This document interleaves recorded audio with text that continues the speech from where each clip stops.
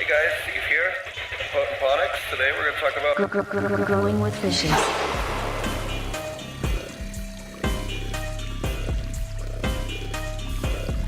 Growing with fishes.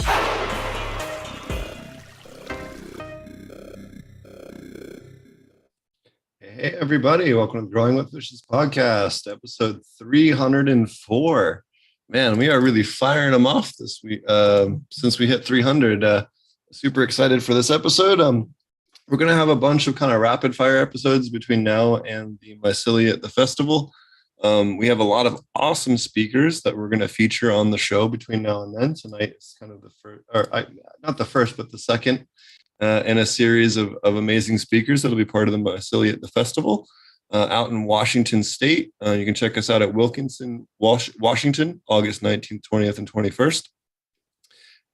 Matt Powers, who is our guest this evening, and myself will also be out there, along with Chris Trump, who will may or may not be making an appearance on the channel this week, along with Dustin Powers, Matt Powers, Catherine Seidman, Cass Posey, myself, Molly. There's a whole bunch of awesome new people on the schedule as well that she hasn't had a chance to get up on the website. So I'm super excited to see all these awesome educators out there in Washington. It's certainly going to be a bit of a vacation for us roasting here at 44 degrees Celsius in the middle of the country. That's for sure. So thanks a lot for joining us. For those of you that aren't familiar with the show, I'm Steve, your host of Ponics. We have a huge library of resources available over at Ponics.com, along with the, get this going. There we go. Sorry. Bit of a clunky day today. The pestclass.com, we have a huge class on pest management for living soil or aquaponics. You can go ahead and check that out over at thepestclass.com. We also have apmjclass.com. We have a full, it's almost 6 days now of full content. We'll be adding a whole nother set of about 300 to 400 slides and counting over at apmjclass.com. Marty and I have been doing a ton of new work. He's got a bunch of new greenhouse content.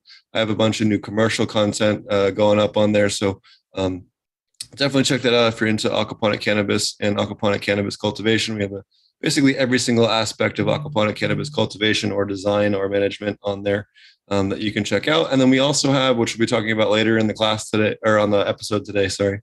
Again, it's been a long day. The Operin Nutrient Project, which we're finally launching this week, which we're going to go into great depth later in the episode. So basically, you can go to opennutrient.com. It's connected to my website, but you can click on any nutrients. So we'll hit magnesium, and then we're going to go to that here, and you can see all the different plants by average minimum nutrient parts per million content of magnesium, and then you can select based on, it's all based off of Dr. Duke's, but we've also added some additional information as well on top of what's in Dr. Duke's database to try and get as many different sources as possible. And we're going to kind of constantly add to this. So if you know of a source that's like Dr. Duke's and we can continue to add to this free open source database, we're going to do that. But what's also cool about this is you can scroll down to the bottom and say you going to make FPJ and you want to test the different nutrients from it. You can go to the water testing section and find all the different water test kits that you need. So I got to fix the framing on this, but you can scroll sideways over to whatever different link that you need for each nutrient test kit. It has parts per million, the cost, the tests per box, anything that's relevant to the different nutrients that you might want to test in the solution, all available for free online on the website here, which we'll get to again a little later on. But what's cool about it is you can actually go all the way to the bottom here and click and submit your own information. If you want to submit your own nutrient input, you can using the form below, and that'll spit it out here for everyone into this universal database. And we've already had people, and we've only had this up since this morning publicly, submitting their moringa ferment and a whole bunch of other things that has the different nutrient parts per million levels with the stuff that they've tested. And the dosing ratios they use. Any relevant information that they have is all available within the spreadsheet for free for everyone. And the idea is to kind of take, we have all these people that are experts in KNF and people that are experts in JADAM and experts in the soil food web and all these different aspects of things, but we're all on the same team. We're all we're basically against things like corporate industrial agriculture and things that are kind of poisoning the ground, poisoning our water, and poisoning the air. And the best way we can defeat them and take away their dollars is to build tool sets that allows people to not rely on them or need them anymore. And that's kind of the goal of this project, is to give people answers that they need to build fully balanced compost or inputs so that they can solve their own problems and they don't need us anymore, or they don't need big corporations to sell them a solution.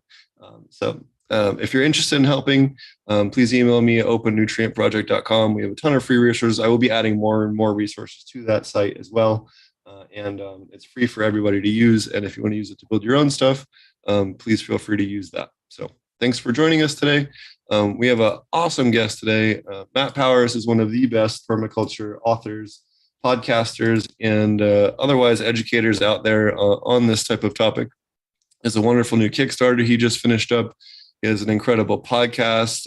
He's just all kinds of different wonderful things. Thanks a lot for joining us today, Matt. Oh, thanks for having me. So tell us a little bit about yourself and kind of how you got started with permaculture. You really kind of are one of the authorities. I mean, you're up there with Elaine Ingham or Chris Trump or any of the other, powerful people in the industry that really are the go-tos for education. So I really appreciate you taking the time to join us this evening. Oh, well, thank you for having me. Yeah, so I didn't plan on being an educator. I went to school to be a writer and a musician, and I was a professional musician in New York City. I was the bass player in a band with Saturday Night Live's drummer, who's still Saturday Night Live's drummer.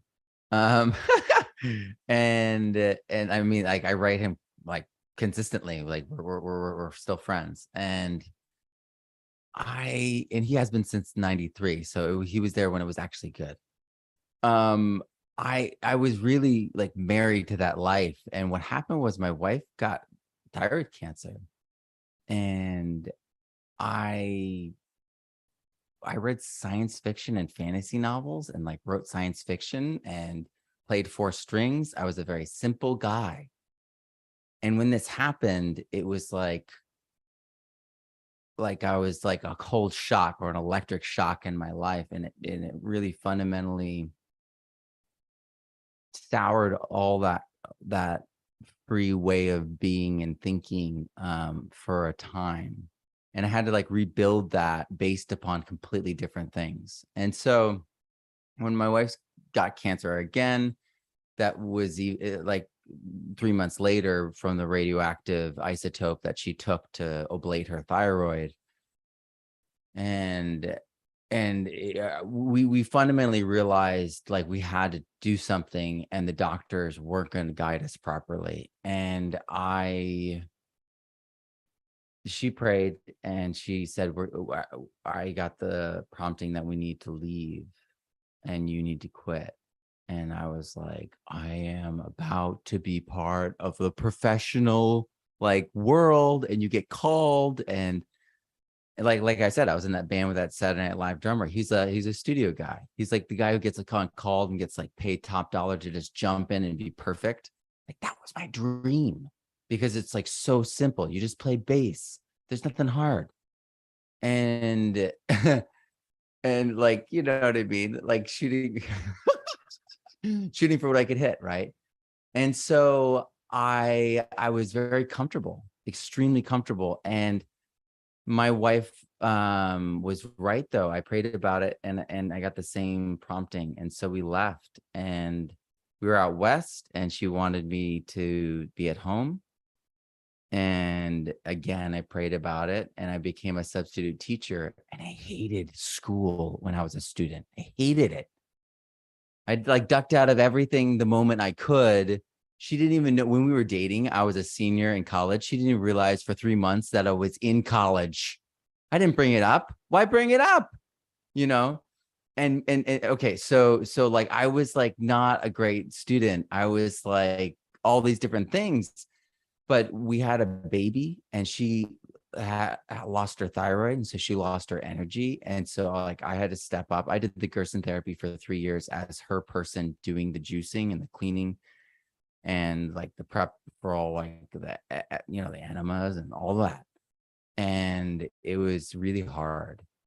And all that like made me realize the only thing that was in my control was the like medicines we can grow and get safely from people we know in the local area, and food.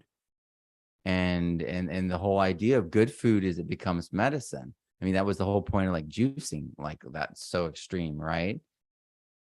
And we have two, and it was so hard to have our second son that like it just solidified it for me that the only way to like do our life to survive and to make sure our children didn't have, because I have Crohn's, so like my digestion like makes it so it's extremely hard for me to travel and whatnot.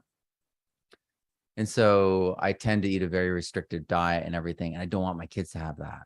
And you know, my wife has no thyroid, and she doesn't want our kids to, you know, have thyroid problems. And so we've been kind of, you know, on the side of extra cautious with like so many things with our children growing up. We researched things like crazy. And what happened was we had young kids, and I was doing permaculture, and I was given this opportunity when I was getting my student credential to add on to get a master's degree and not do like a whole separate master's degree program. So they were like, well, if you do 13 months, we'll count that as this. And I was like, okay. And so like I got to do the same work, but I didn't have to do the same prerequisites, which was wild. And so my son was like 1 and 4, or yeah, I think 1 and 4, 1 and 5. My boys were those ages. And I learned the educational psychology of development. And I learned like the actual best practices around cognitive, like Bloom's taxonomy of cognition. So I figured out like what motivates people, like in reality, and we started unschooling our kids. And we started, like I didn't ever teach my son music. And when he was 13, he recorded with a Grammy Award-winning artist. And that's not even public yet. And he's 15, because we value like him developing more than like using his thing to promote it. You know what I mean? Because it's like powerfully personal and sacred, you know, to him.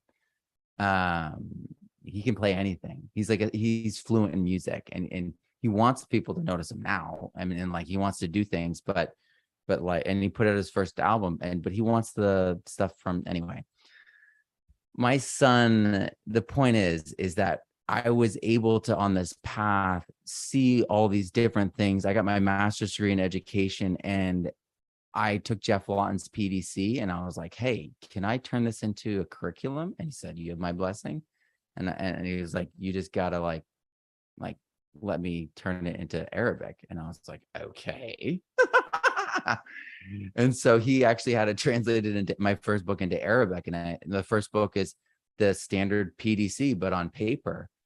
And so I created that, and I designed it in an 8th grade language, reading level. And so I made it so that suddenly everyone could read it, and all the adults bought it. And I was like, what's happening here? It's like, I'm a high school teacher, you know what I mean? And so I'm like designing these things for kids, and the adults all bought it.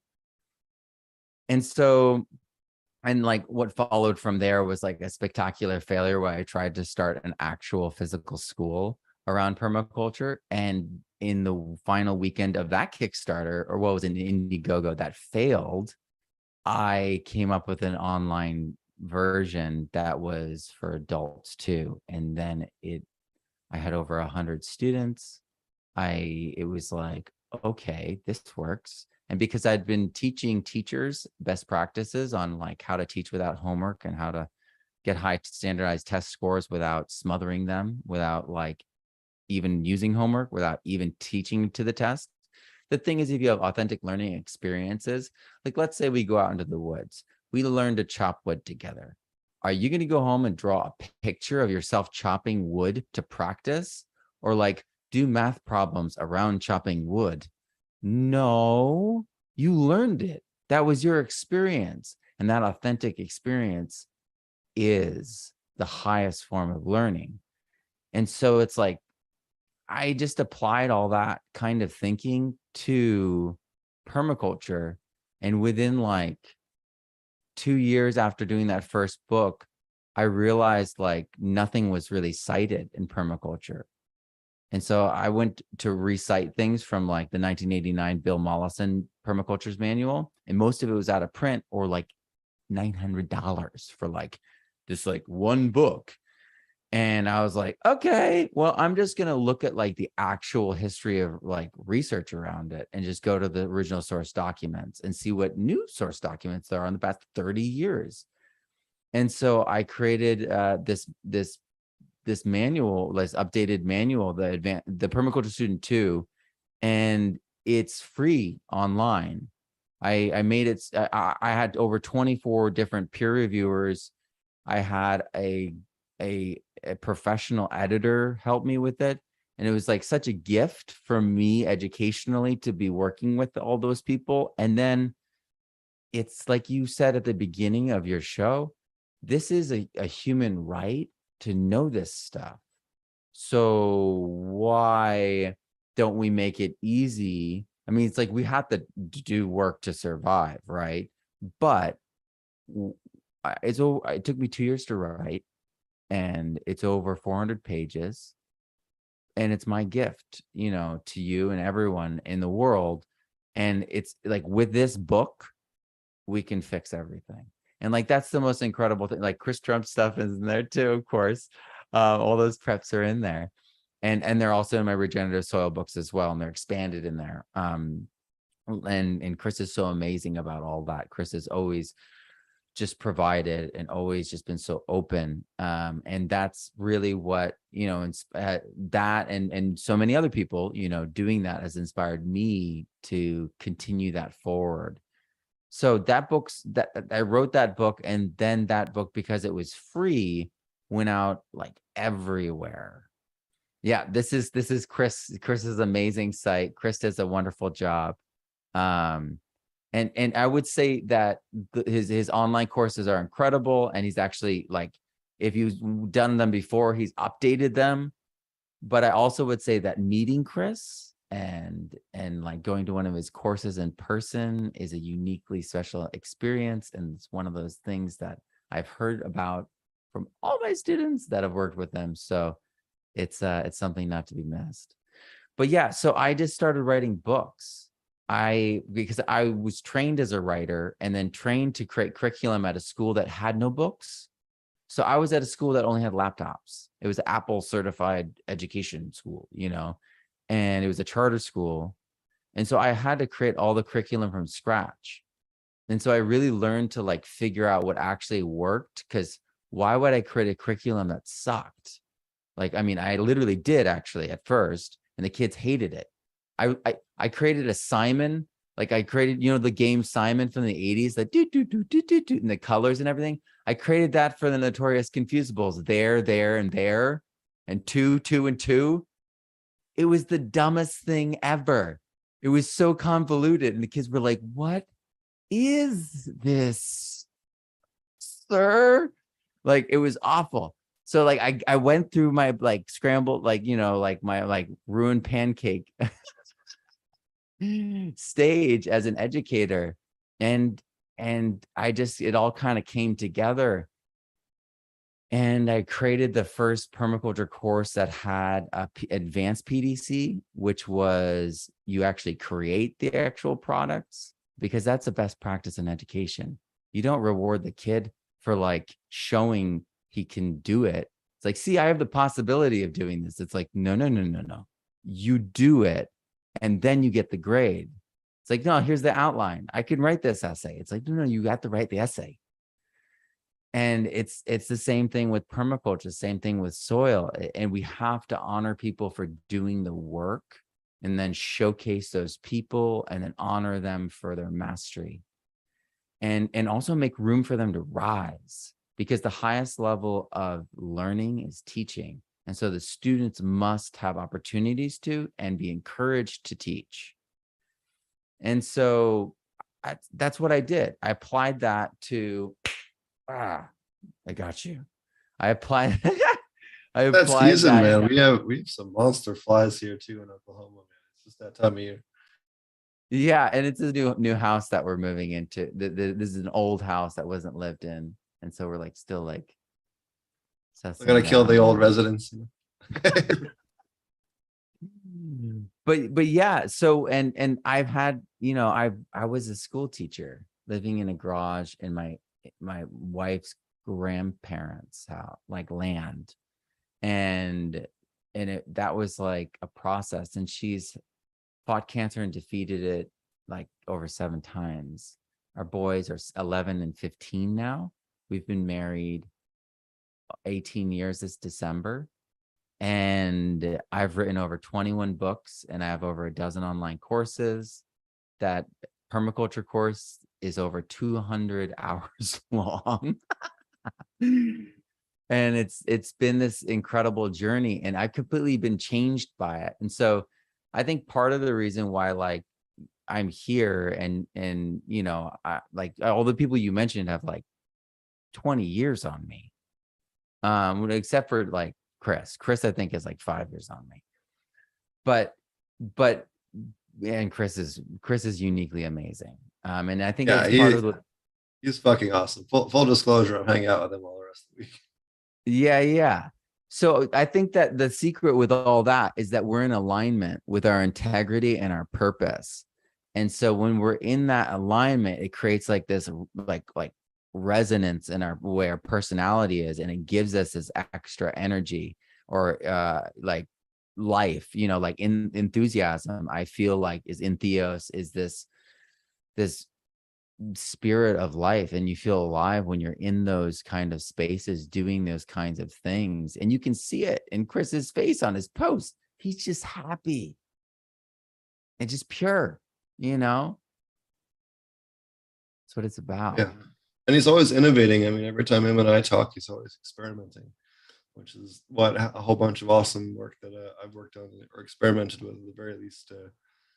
He found the IPMO, and then we replicated that in Zimbabwe and Oklahoma and a bunch of other awesome stuff. That's all big thanks to him. So kind of pushing That's the amazing. science. Yeah. And I think that enthusiasm has that, right? And so it's like you're excited, but you're also open-minded, and it makes it so that like you're much more open to more creative like ideas. So actually, speaking of that, I'm going to flip things around here. How did you come up with the dual root zone solution? Sure, that's an interesting question. So when I started the Aquaponics source, 2 weeks after I started there, Sylvia, we used to have company meetings once a week. And we kind of go over all the week's goals, on every Tuesday of what we need to get accomplished before next Tuesday. And I'm there as my second week there, and Sylvia's like, so we want to get into this aquaponic cannabis stuff. It looks like Colorado is going to legalize. We want to get ahead of this. Like, does anyone have any experience growing? And I'm just like, I just kept my hand down because I'm just like, they're just fucking with me because I'm the new guy. Like, you know what I mean? Like, there's no way that they're actually looking for that. So I just kept and she's like, well, can we set up an email and try to find someone that might be working on this? And I was like, oh, like, you're actually serious. Like, you're not just screwing with me. Like, I actually have a lot of experience growing weed. Like, just give me a system and I'll figure it out. Like, so they gave me a system. We did 4 runs, and it wasn't until the 3rd run that we figured out that there was a potassium retention issue, a couple of other things, but mainly a potassium retention issue in the soil that's really hard to solve with fish waste without causing heart attacks in the fish or other cardiovascular issues in terms of maintaining minimum parts per million. So we had to find a way to maintain a higher potassium level in the root zone without affecting the fish. So the best solution was we came up with, we had, they make these like rock wool plugs for starting seeds.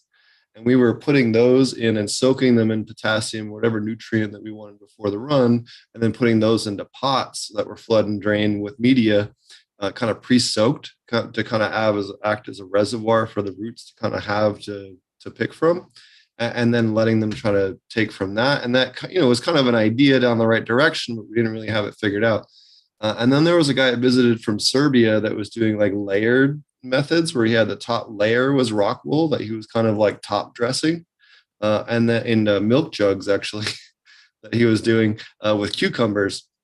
And the bottom half was flood and drain, in a flood and drain media bed. And then I was like, oh, well, that's how we need to do this. Like, we just need to put a layer above the flood and drain layer that has a retention level. And then we started experimenting with that with the rock wool. And then we realized, well, what are we doing this for? Let's just use soil, since it has all these other wonderful benefits to it that we already think of. And then I went out to the Regen conference out in 2018. After all that, we had a lot of success. We matched the yields with hydroponics and soil for the first time on our 4th run. After that, we started beating the control units when we ran them in side by side with aquaponics by top feeding. So that's how we kind of progressed past that. But then we realized that we could dial it in for different crops.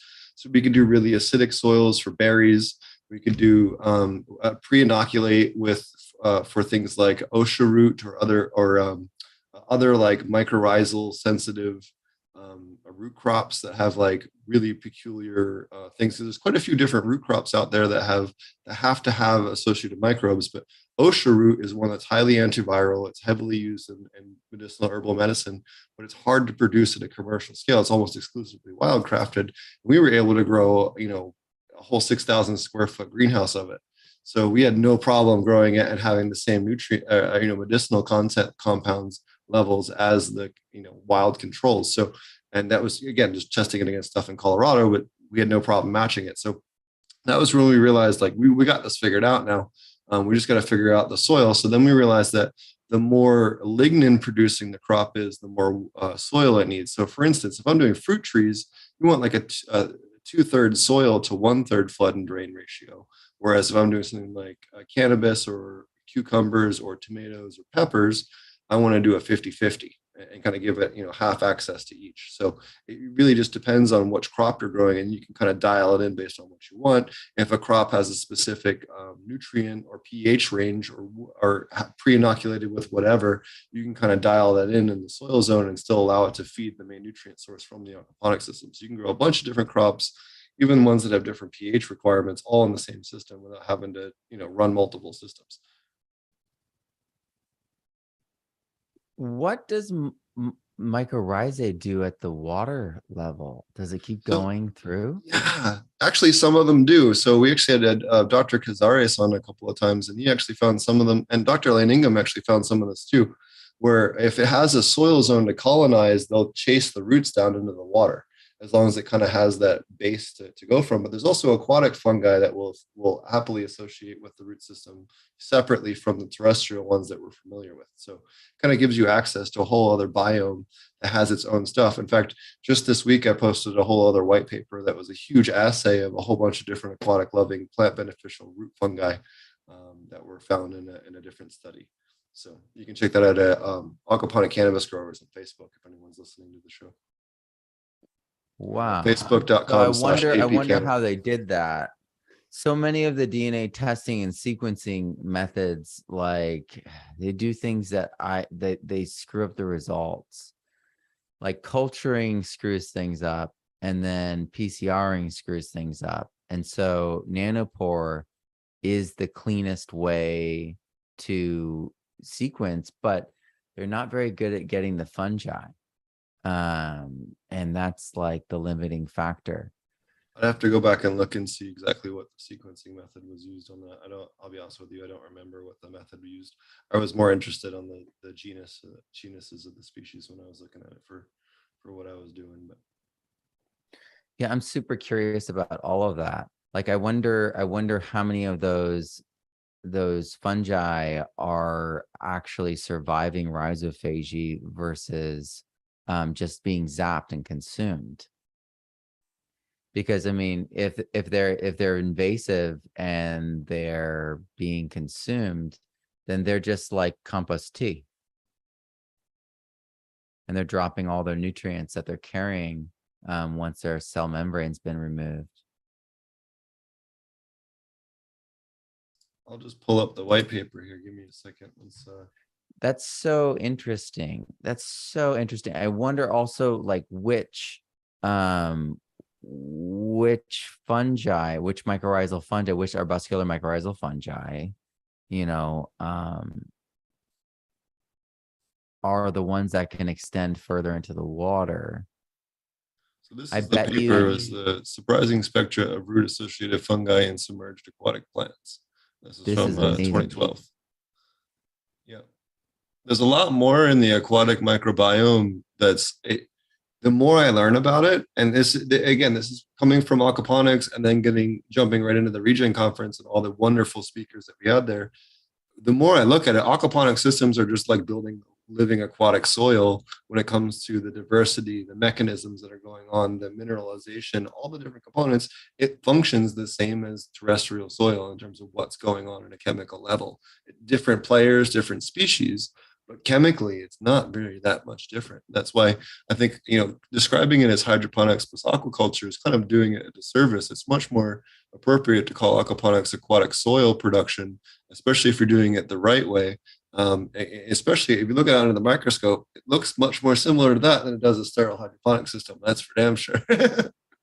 It's almost like you're taking the entire ecosystem of cycling and you're making you're shrinking it and putting it under your control so that you can set off different cycles to work with different plants. That's incredible. Yeah. So I never saw it that way. I always saw it from the perspective of like going all the way to like aeroponics being like, this is, you know what I mean? Like we're missing things. And then when you brought in soil into the equation and solved all of that, I've only been referring people to you. Well, thank you. I will say that we've noticed a huge reduction in disease outbreaks. Powdery mildew is much less with the addition of soil. We have less issues with sooty mold. We have less issues with blight in tomatoes. There's a lot of different diseases that simply by having that extra component to stimulate the plant's own SAR and plant immune system against those types of pathogens, you don't have to do all these crazy sprays and all the rest of this crazy stuff. You just have to activate the plant's immune system. And how do you do that? You make the roots as diverse as possible in terms of microbial species. And it doesn't matter if it's living soil, compost, or aquaponics. However you go about that is up to you and what works best for you and your farm. But simply achieving the most amount of biodiverse microbial species without being pathogenic is how you achieve the best possible solution, best growth rates, best flavor compound production, best disease resistance, all of those things that come with healthy plants. Do you see a difference in doing lights versus sun with these systems? Are you relying on sun or lights, artificial lights? So I work with both. Most of the stuff I'm doing these days is greenhouse stuff, be it lettuce or anything else. But with light, you do have a better light spectrum. You also have a different UV spectrum, especially when you get up into Colorado or higher altitude elevation areas. There's just a huge difference in terms of especially anthocyanin production and a couple of other flavonoids. We've noticed a huge difference. But even aquaponics versus living soil, there's a couple of terpenes now that we've mapped out pretty well that express much better in aquaponics than they do in terrestrial soil. And there's very clearly either a microbial component or some other mineral component that's triggering that. And we don't know the answer to it, but I can replicate it all day long. So this is the kind of stuff that we kind of need to suss out, because if there is a solution where, hey, you need this particular chemovar profile or this whatever medicinal essential oil profile for whatever it is that you're trying to do for commercial operation, you're going to want this particular grow method to maximize your return on that particular oil production, and vice versa, where you may not want to use a particular one and use this other regenerative practice for this other method. So it just depends on, it just takes us time to map all this stuff out and figure out what's going to be best for what type of application more than anything else. Yeah, I think we're going to find that there's specific microbes that trigger, or foods that trigger those specific microbes to create the secondary metabolites, or trigger the production of the secondary metabolites within the plants to be the medicines that are particular to that cancer, to that particular, like epileptic seizures or anxiety or depression. And I think it's all microbial. I don't think they can go about it the way that they're going about it, where they're like, we will isolate down to the individual. And I've seen, well, I don't know if you know, but I've seen Monomolecular that too. pharmacology. Right. Like I saw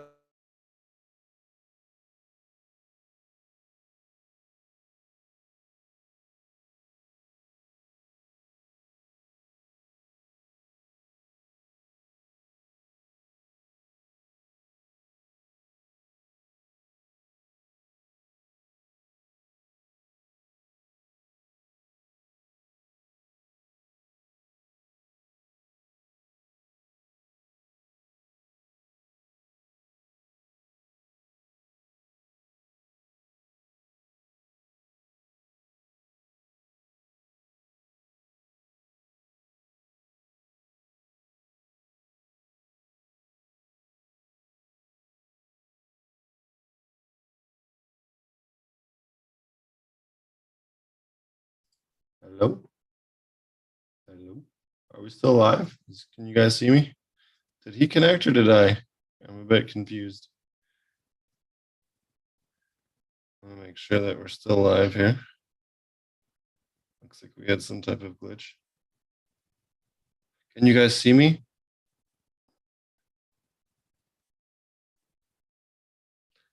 Hello? Check, check, check, check, check, check. Are you guys good? I'm frozen. He's frozen. Okay, cool. So I'm live. He disconnected, correct? I'm just reading chat here. A bit of a delay. Okay. I panicked and tried to switch to my backup internet connections. I didn't know quite what happened. It's all good. I'm back. Oh, you're good. I thought my internet connection died, so I panicked and tried to switch to my backup internet connection. So that was entertaining for me. I'm on my backup now. It's funny. We both have backups internet connections too. So it all works. I think everyone right now is like thinking about like the world is hanging upon a thread. And I wouldn't fault them for thinking that. I think that we're walking around with like headless leadership, in a way.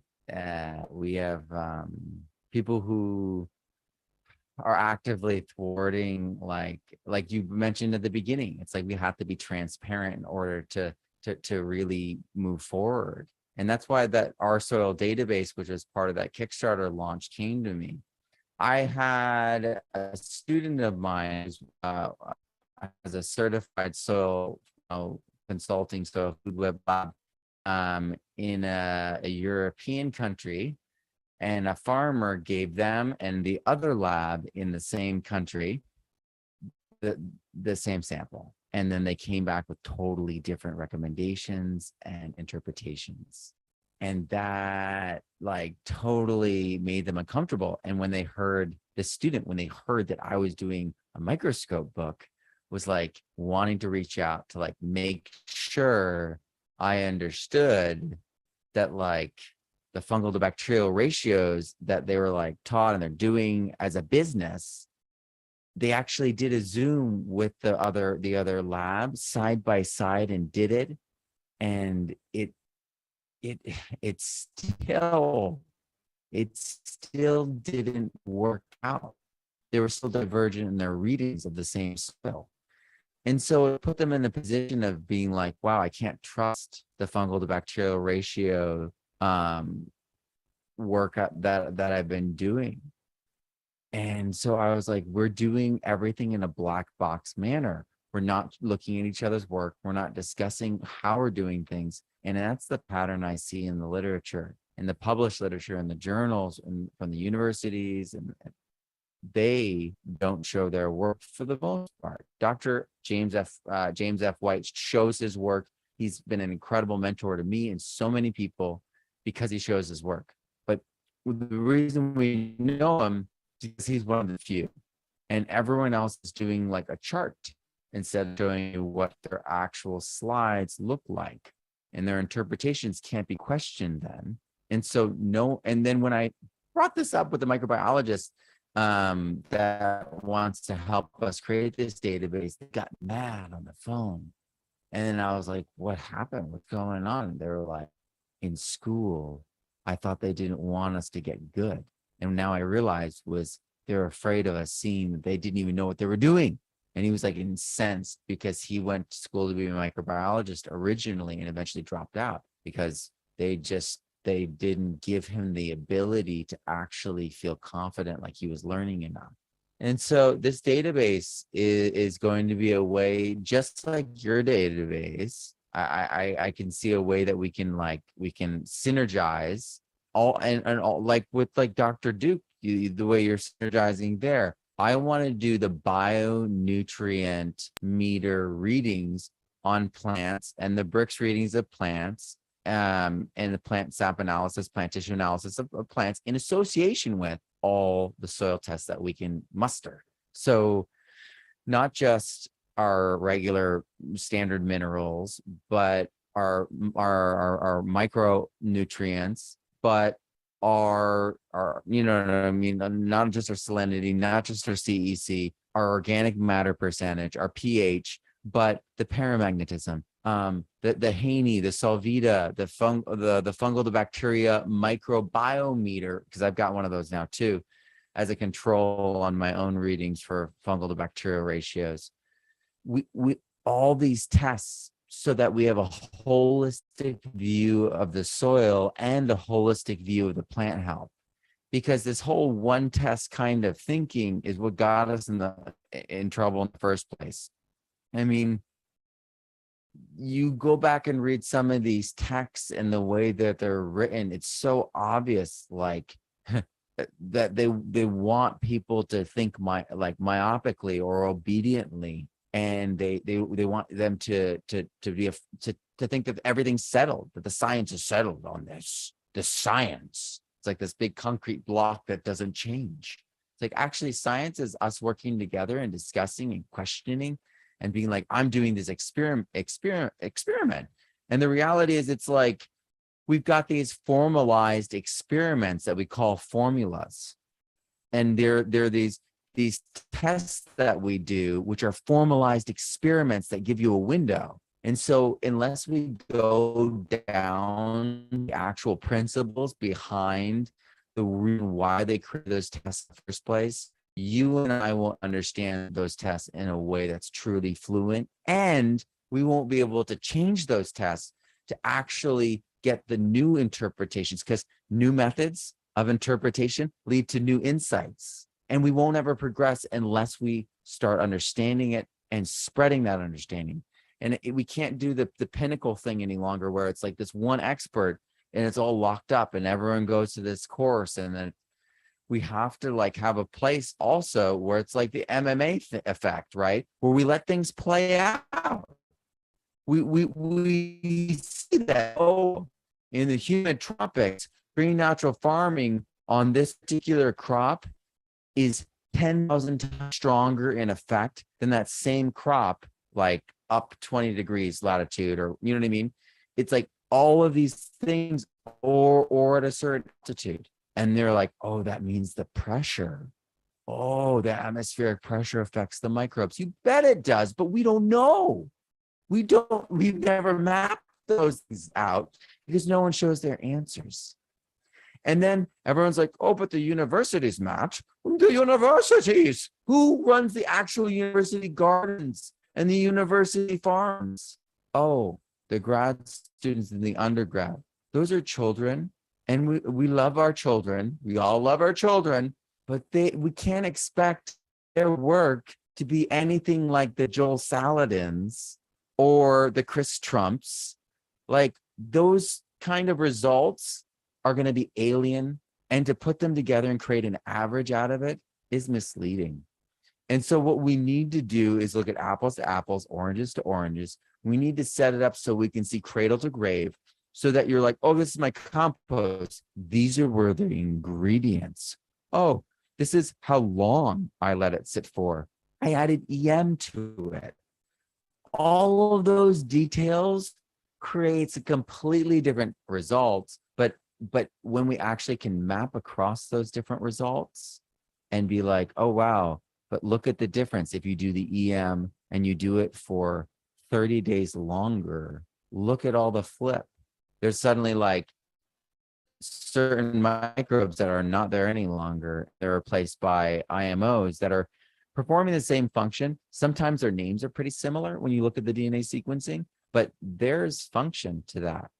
And the only way we're going to figure it out is by actually doing it, and letting it play out and looking at those results and letting our data. And so it's the database. I've got to finish sketching out all the pages for the designers right now. I created a sketch out thing, but they said it was too too condensed. I have to like do each page in each thing. So I'm in the process of doing that, but it's going to be free for everyone, because how else are we going to get people to participate? Just like with yours, how else are we going to get it to be valuable enough? I'm going to add tools. So all the annoying stuff that people do, like the calculations, the math, the counting, you're going to click on the, like, we'll do, one of the things I figured out was viability stains are like $800 for a kit, but you can use an older stain that was common and has been turned into a malaria drug and a cancer fighting drug. And it's cheap, it's everywhere. But because they didn't realize that we have screens we can put things on, they didn't realize we could mess with the brightness. So everyone's like used to putting their eye right on top of it. So they're going to blind themselves with this stain. But if they put it on here and lower the brightness to 20% and change the sensitivity, oh, I can do a live dead test stain and quickly see that the green is alive, the red is dead. And then I can click on all those with my mouse. And then it tells me the average per gram of soil. And so you have to switch this. When you leave the cyan blue laser on too long, it burns the sample. I just didn't want to cook it. So I just distracted myself. What was I saying? You were talking about your microscope work. I was talking about the database. Database. Yes, And- the database. Would Yeah.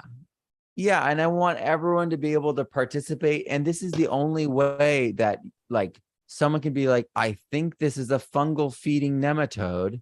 And then they type into the database fungal feeding nematode.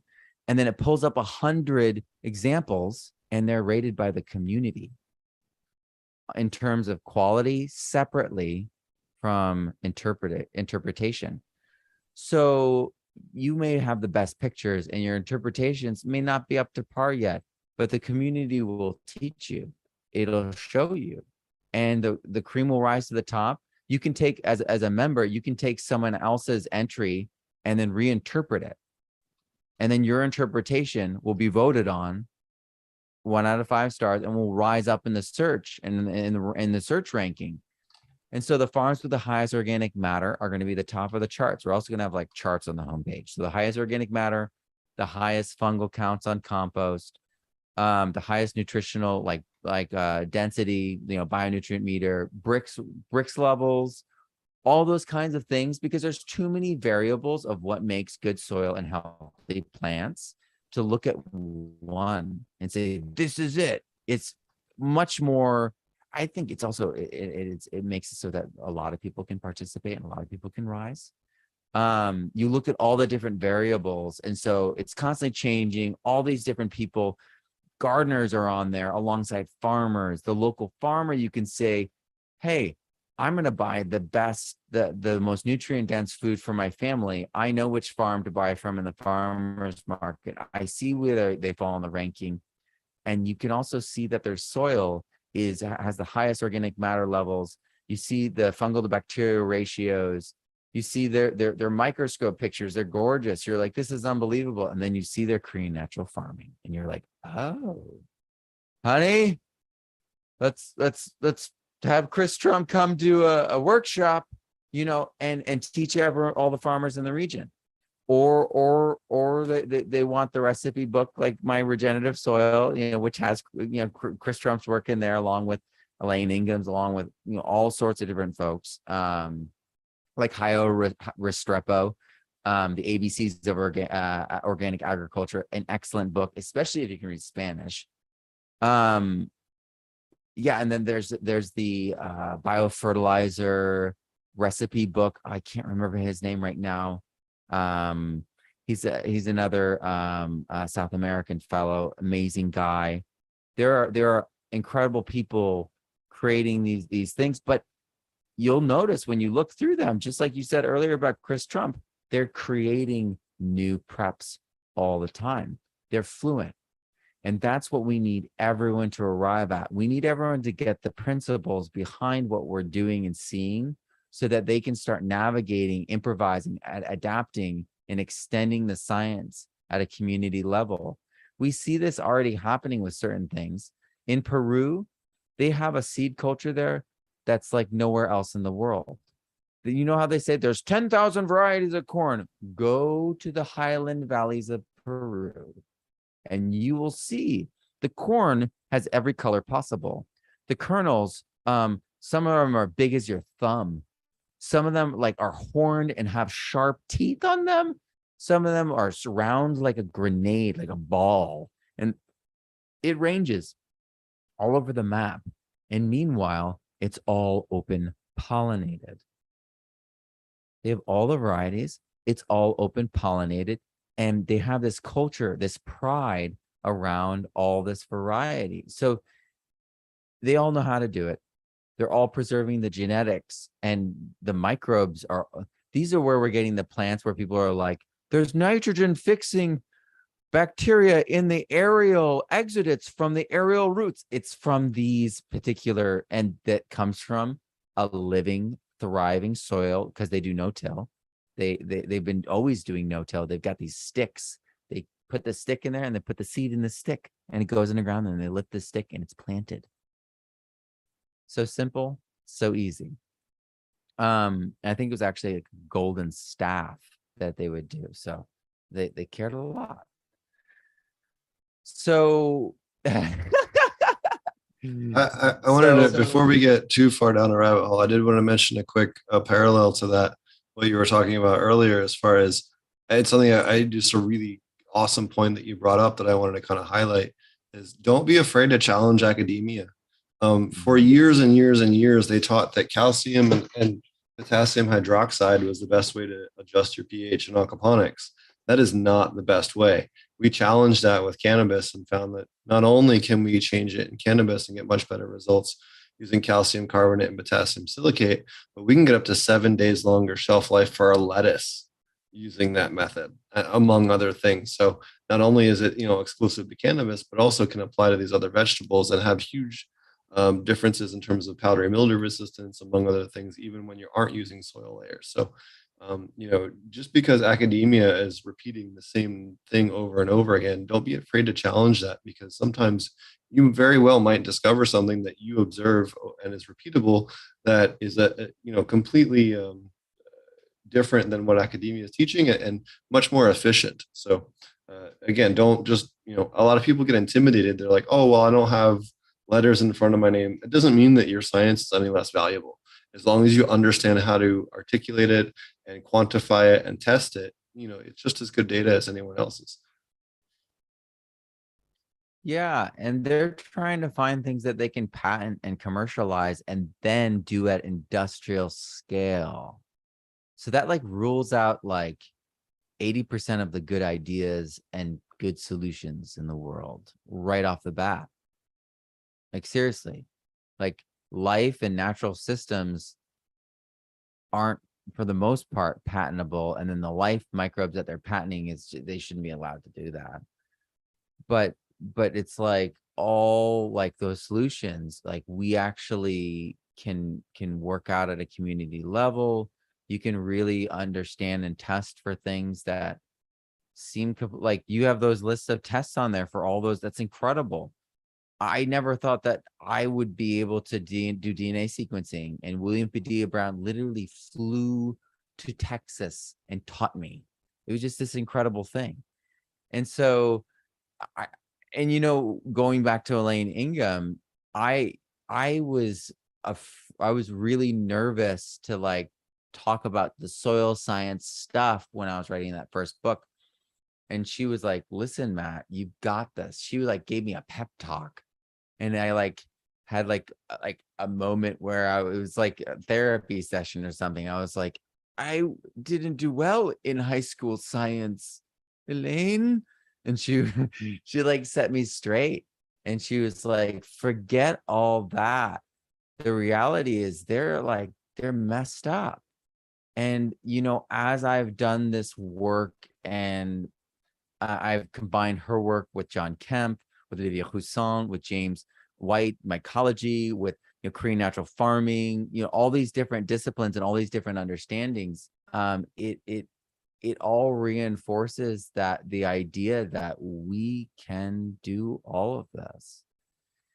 And not only that, we're the only ones that are I actually think capable. I mean, like, if we look at the examples of like their industrial mass, top-down solutions, they're terrible. And they end up in like catastrophes happening. And we have people getting like mass, like citywide lead poisoning in their water. We have things like Superfund sites poisoning entire rivers. We've got all these terrible things that happen that we could, if we were testing, we would catch very quickly. Well, not only that, but if you have biodiverse stuff, that gets solved by itself. For instance, when have anyone listening to the show heard of an aquaponic system being the source of a pathogen outbreak for anything, lettuce, spinach, anything? It doesn't happen. Same thing with living soil farmers that actually care about their farm. They aren't the ones with these disease outbreaks. It's the commercial farms that have sterile soil, that have no biodiversity in their soil, that handles a lot of these issues before they become a problem to humans. It's always those types of commercial facilities. It's never a guy that has 4 acres or 2 acres or 1 acre and is growing, a small patch of melons or lettuce or whatever. That doesn't happen. You can look all you want. It doesn't happen. And why is that? Because those farmers have the biodiversity on their farms that are preventing those types of issues from ever getting to the point where they're human pathogenic. I think there's also something to small is beautiful. I was at a dinner with one of my friends, like dads, and he was like this old mining guy. And he started talking about filters. And he was like, at a postage stamp, you can make the most incredible filters. But then you take it up to the 3 inches, that's standard, and forget about it. Most of them don't even work. And it's like, wait, what? And he was like, yeah, this is what happens with almost everything. You can't actually make it work at a bigger effect, like at a bigger scale. And then when you like mass produce it, the amount of error for most things just doesn't make it worthwhile. And so there's so many solutions. There's so many better ways of doing things that if we just slowed down a little bit and kept things smaller and more beautiful, we would find incredible solutions, and I think resilience and peace in that. For me, like personally, like with like the way I run my business and everything, I don't have a team. I really worry about that whole like gurification, commercialization of the person, and like letting someone answer for me like freaks me out. Like that's like, wow. And so yeah, no, I really feel like that we need to create communities and where we can like see each other and allow people to rise and have systems that actually empower people and connect people to the actual patterns of nature, because the patterns of nature are independent of us as individuals. They are these things that we get to like witness together, and that is a much different experience of education. It's like we went to the ocean and we saw the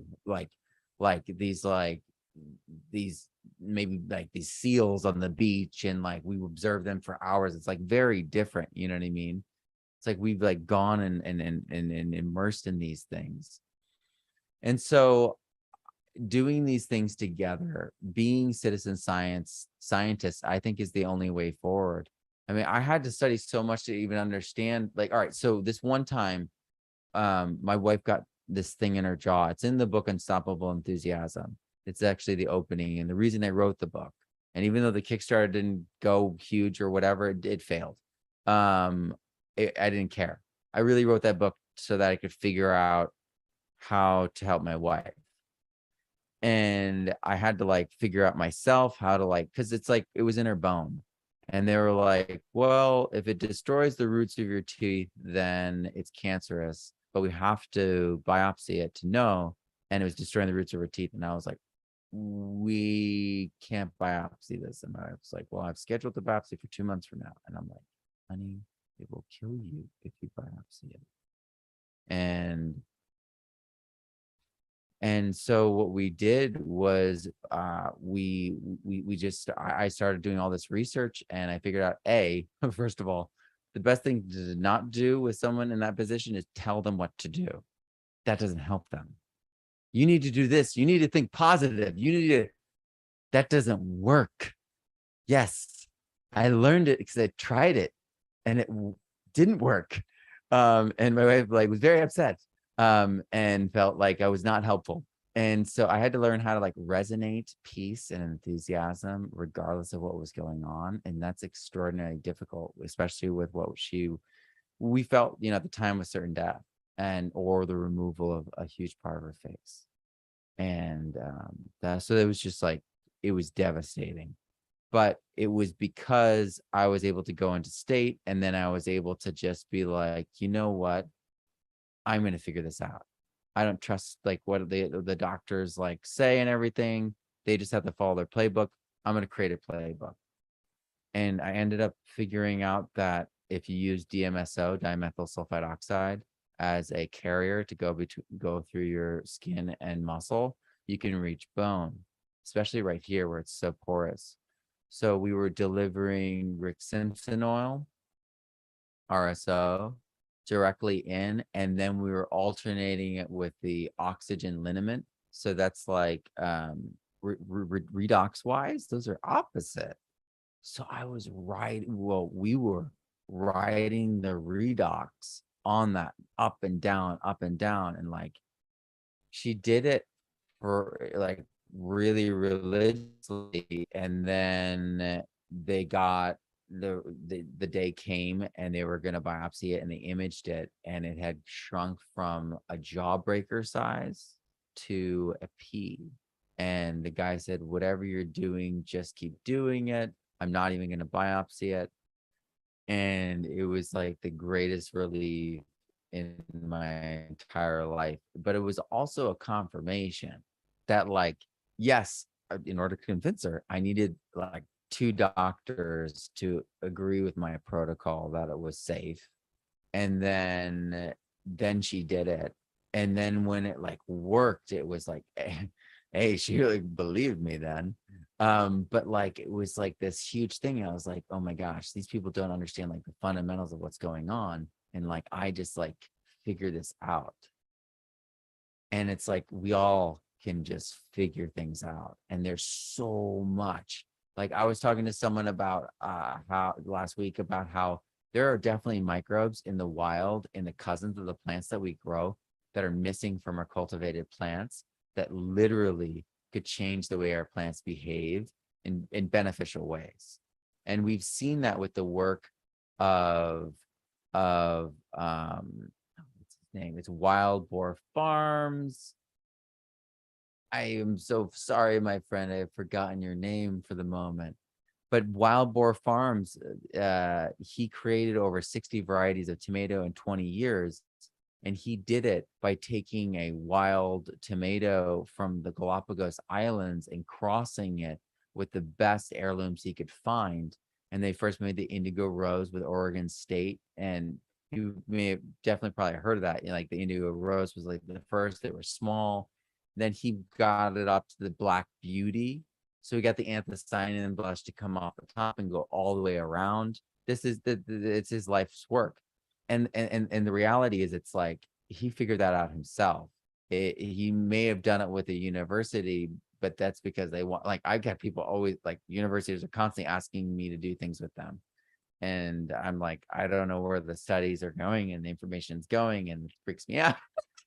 And that's why I have to create this database so like they can touch the information as soon as it's like everyone's hands are on it. And so what was I saying? About your database and all the different Yeah. things that you've been Yeah, doing. all of us can participate in that. And so I made it free. We're going to be beta testing it with the community that kickstarted it so that they can give me the feedback that I need to make it as good as possible. It's going to have tools so that anyone working with soil is going to find it invaluable. They're going to be like, why would I waste time like counting and calculating when this does it automatically for me? And we're training it to read so that I can read the slides, so I can do even more tests, and then it can be like holistic.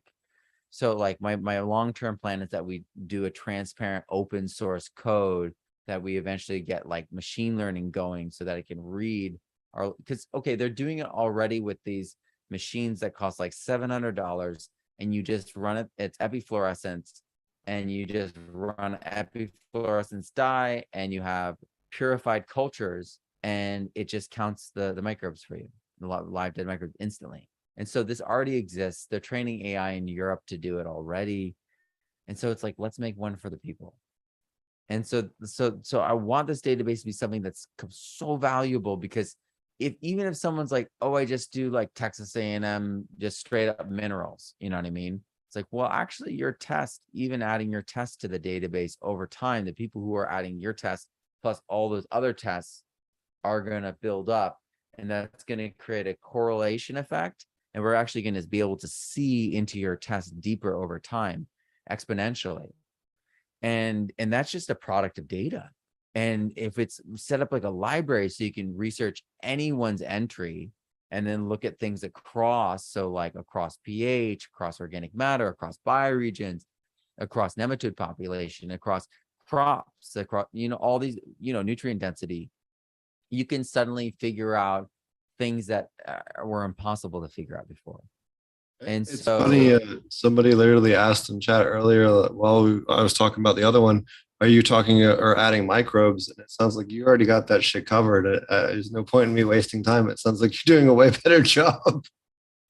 well, we're all in this together. I didn't know about your database either. Oh, no, it's fine. That's what's funny about it. It's fine. We hadn't done any work down the microbial space because we do have some testing on that, but we don't have a ton, nowhere near. I have a lot of human food pathogen stuff, especially in relation to water and vegetables and cannabis, but with aquaponics, but I don't have anything beyond that. But it's certainly something we could do. But someone asked about, are we adding that to the Open Nutrient Project? And it's like, well, it sounds like yours is an infinitely more well thought out version of that, portion of the puzzle. There's no sense in us trying to remake the wheel if you're doing an infinitely better job of covering that. Synergy. Like, what if we could figure out a way to synergize? And I also talked to William Padilla Brown about him creating a mycological one, because if there was a mushroom one that, because endo, I mean, like obviously mushroomers aren't finding any endo, right? That's not forming mushrooms. They're finding all the ecto, and some of those like are edible, some of those are not. But the reality is, it's like there's a significant overlap there, like especially in the temperate zone. There's a significant overlap there. So why wouldn't we like help foragers recognize like the actual like mycorrhizal species, like even if they're non-edible, like we could have like all these like, I mean, one of the coolest things that I learned about was that the Audubon Society works with Ducks Unlimited, the duck hunters, to actually make sure that the harvest of ducks every year makes the ducks healthier and a bigger population. And I was like, oh my gosh, monitoring gives you so much like power to help things. And it's and like in my life, I'm like, yeah, observation, reflection, duh. I'm like, okay, right. But like, we don't do that with the natural world enough.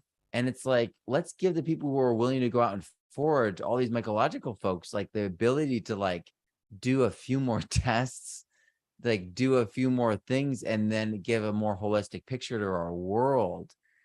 And so I foresee all of us being like synergizing and creating these bridges between them that create these caveats. Like you literally saw this bridge between soil and aquaculture that allowed you to create a caveat. Like your contextual, like it's like almost a contradiction, but contradictions that work are literally what like innovation is based on. And and often that's what like the best music is, right? You're like, oh my gosh, how do they like combine these two like opposite like genres things? And it's that there's a sweetness there. So I really feel like, and also I just feel like the only way that we actually can see past our own personal limitations and assumption and expectations is to break it into that community level and and leverage that community solution building. This siloing, this, what were you gonna say? I was gonna say, on the note of monitoring, I actually have a federal banding license for raptors. It's another one of my hobbies. This is me as a teenager at the red tail hawk, just on the to further support your monitoring thing. Yeah, that's amazing. I was trying to But find it's my only golden through eagle that. photo, but that one's I found that one quickly. That's amazing. Yeah, and those kinds of traditions, I feel like, man, if we were able to like, I don't know, free the children from the schools, and like have like schools be like libraries instead, where they could access resources and experiences and knowledge, and then like incorporate it, like that would be just so incredible.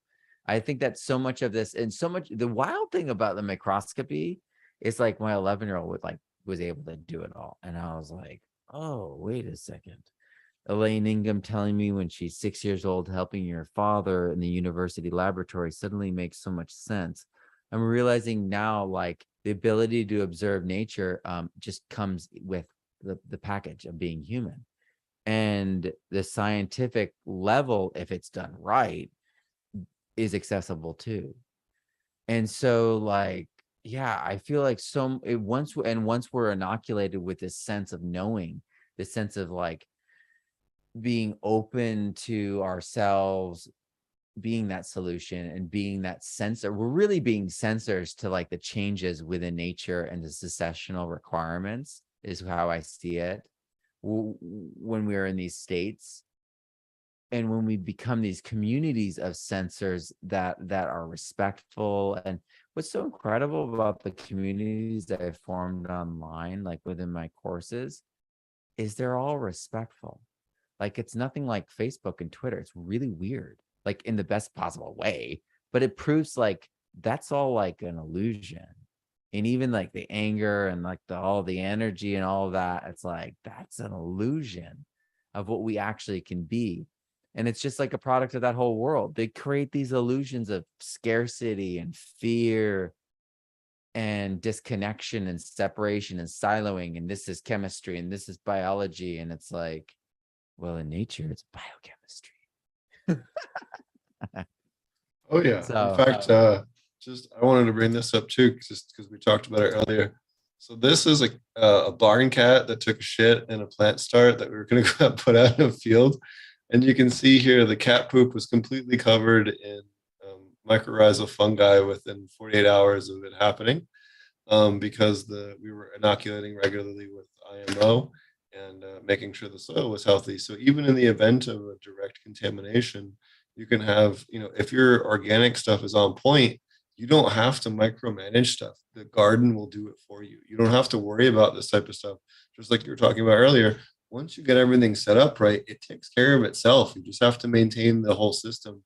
And you don't have to micromanage stuff anywhere near as much. Again, obviously you'd want to remove this before you put it out in the field, but it just goes to show as an example that even in an extreme situation, a worst case scenario, if you will, it'll still solve itself and become fully part of the soil food web, even when a cat poops in your soil.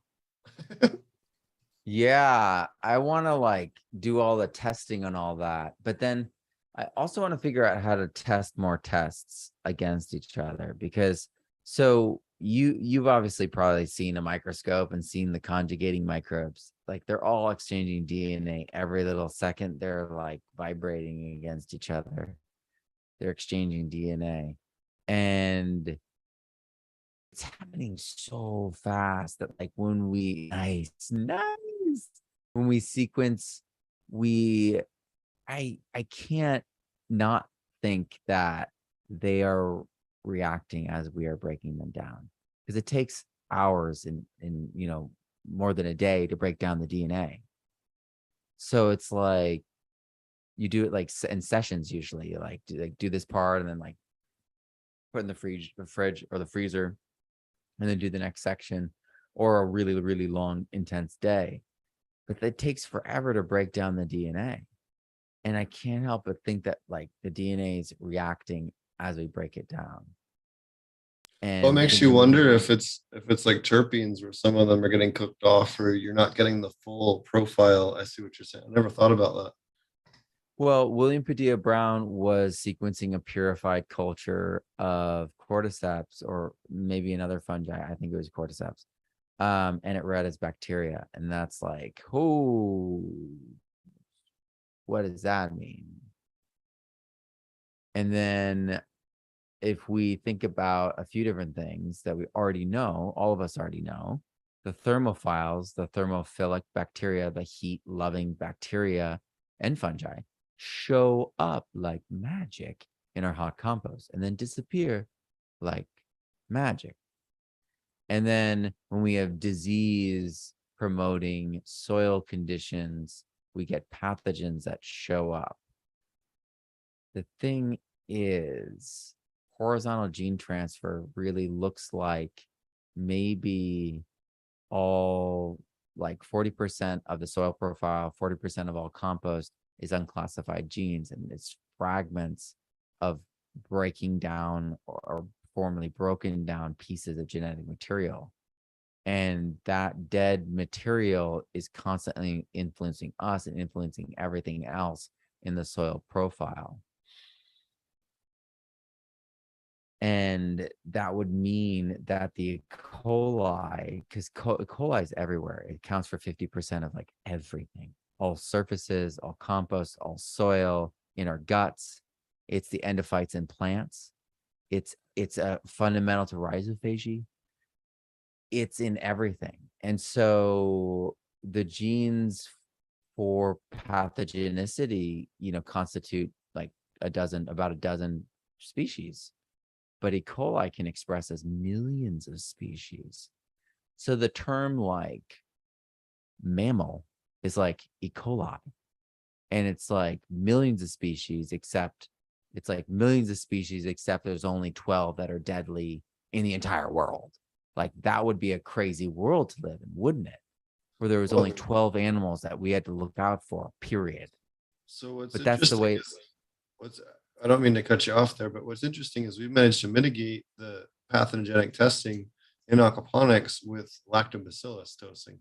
Within 30 days of lactobacillus dosing, it seems to over dominate whatever the E. coli species is, and we're able to completely eliminate it. We've done that 3 times now with both lettuce and cannabis facilities, depending on which client it was, and we've been able to retreat that. It was originally from a part of just a regular testing thing that one of the groups of people we were working with discovered, and then we realized, hey, this could be super useful. And then we had a customer that actually failed for water testing. We tried it and it worked great at a 1:1,000 ratio. So 1 gallon of lactobacillus per 1,000 gallons of system volume.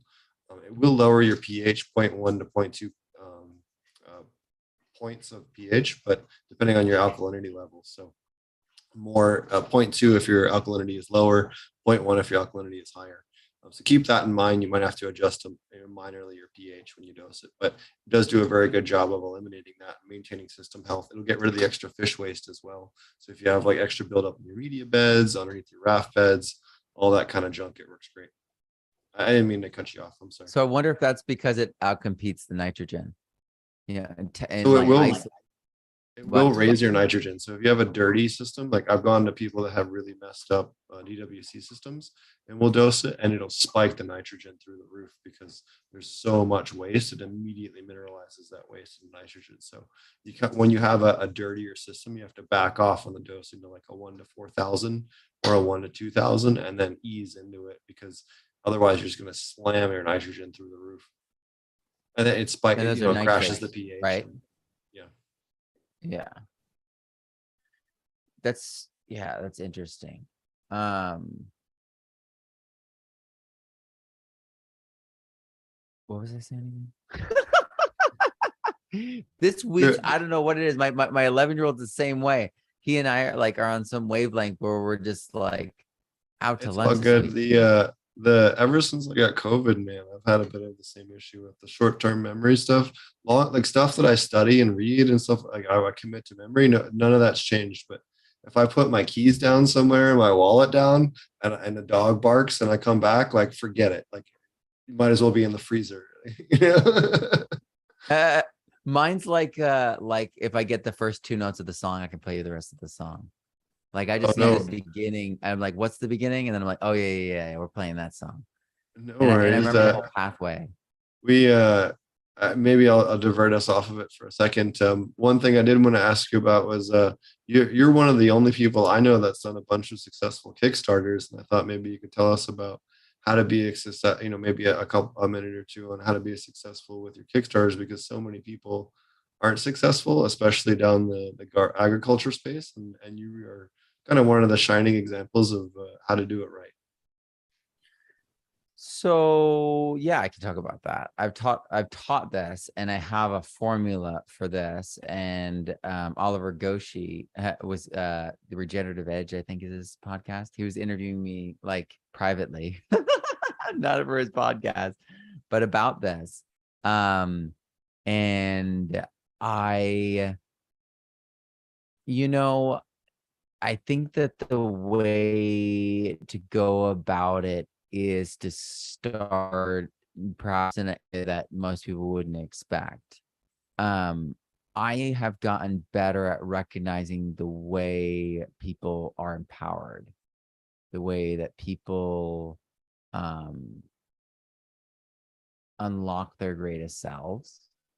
So I was a sophomore English teacher.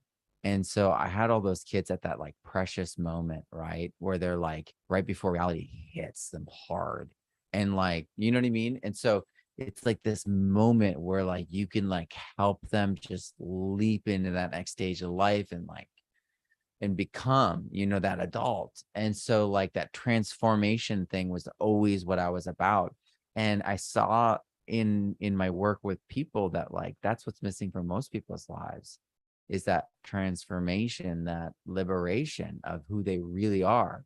And for me, I was teaching the Kickstarter thing to the kids, and then I was like, well, if you're going to do it, you should actually model it. And then if you're going to do it, you should do something you care about. That's like the most important thing. And then I was like, I came up with that idea of turning the PDC into a book. And so I've always looked for, if you're a skier, you look for where there's no tracks. You go to where there's a need, like if you want to serve people, and then like you go to a place that's untouched. It's like the blue ocean strategy. You go out to the open blue oceans, so you're not like in a feeding frenzy over like the latest trend or fad or something like that. And for me, it's really about finding what resonates with me and what people need. And then I'm like, this is why I'm here. This is who I am. Like, this feels awesome, and it makes them feel awesome. And it's like that, to me, has given me the energy to study, learn, and grow and change. And so from that space, I have done everything I can to really figure out what people want. That being said, I do have a very specific way that I go about things. I always I mean a Kickstarter, I've like had Kickstarters fail because they they didn't serve enough people. I've had my Indiegogo failed because it was for 16 kids. You know, it was a small school. It's like, that's not gonna fly. And I did one about, I wanted to do one on the corn in Peru, a documentary on that, but I was gonna send someone else to go because I was nervous about how my stomach would be. Is that a Iquitos? Or It was gonna be all over Peru in the highlands. So there was like a whole list he had. But that purple speckled corn I grew, I was the first person to adapt it to North America. So like I'm very invested in that area. I flew my wife down to the Chinampas and Xochimilco. I wish like my wife loved traveling. My kids are gonna go travel this fall. Like it's hard for me. I wish I could go, but I really just can't do those things. But I can do some places in the US for small periods of time. But yeah, I'm a homebody because of all those physical limitations. But so for me, I really have to figure out those resonances, because if you want to go anywhere with an idea, it has to be so powerful that like you can barely hold on to it. It's like a fish in your hands trying to slip out. And so like I've always, and I meditate. Like I said, I pray and I meditate. I do the Joe Dispenza meditation, and that last section of it where you are like doing that prayer, like I turn that into a full prayer. And when I don't do the full 55 minutes, I make sure I do Wim Hof and then like the Tony Robbins like priming thing. So I really feel, and I did my best practices on educational psychology, and I still study psychology. I study psychology of a lot of different things. To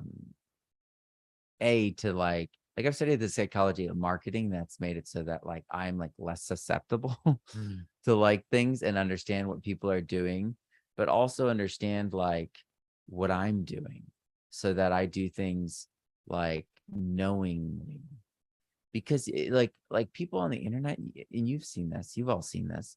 It's like those people that you're figuring it out, and then they start copycatting someone, and you're like, you don't want to copycat this person who you're copycatting, and you can kind of see it in them. And yeah, I always want to be like authentic. I want to be connected to who I am. And so I'm always doing gut checks. I was a high school teacher, and I the only way you get like high school kids to really trust you is to know yourself so that you can be vulnerable and transparent, completely transparent and vulnerable. They're like, wow, this guy's really this guy. I can actually trust him. It's like, and so like I learned that there. And I honestly think that there's something huge about I was a K through 12 sub for 3 years, and then I taught high school for 4 years, and I was a sub in the 6th most violent county in America. And I never said no to any of the schools. I went to the schools where other people were afraid to go. And I also said yes to the jobs that people didn't take, which were the special ed jobs, which, even now like makes me upset. Woo. And so my mom wrote the first special ed curriculum for middle schools that got adopted into law and then adopted nationwide. My mom did that. And so growing up, like education was like a huge thing. Of course, my mom passed the helmet law for kids when I was in 5th grade. Friends did not like that. No longer friends. But my yeah, so I got lost on that one. No worries. But yeah, no, I'm definitely a product of like all of that. Oh yeah, it was about I was a teacher. Yeah, so I was like seriously a product of all that, and that's what led me to like be more transparent. And I really feel like when you have that kind of like honesty, that kind of imperative structure within you sussed out, you read differently to people. And then you stay there, you start forgetting you're there because you're just there. You don't think about like, you just speak the truth. You just say what you do, and you do it all with intention. And that kind of liberation is exactly what I want for other people, because that means like they're going to be their own experts. They're going to be their own path. They're going to, and then you'll learn from them. And it's this like great, this circular gift giving thing. It's just unbelievably beautiful. And so I really lead from that place, and I create things first for the most part. The database isn't created because I need the money to actually pay the the designers to build it.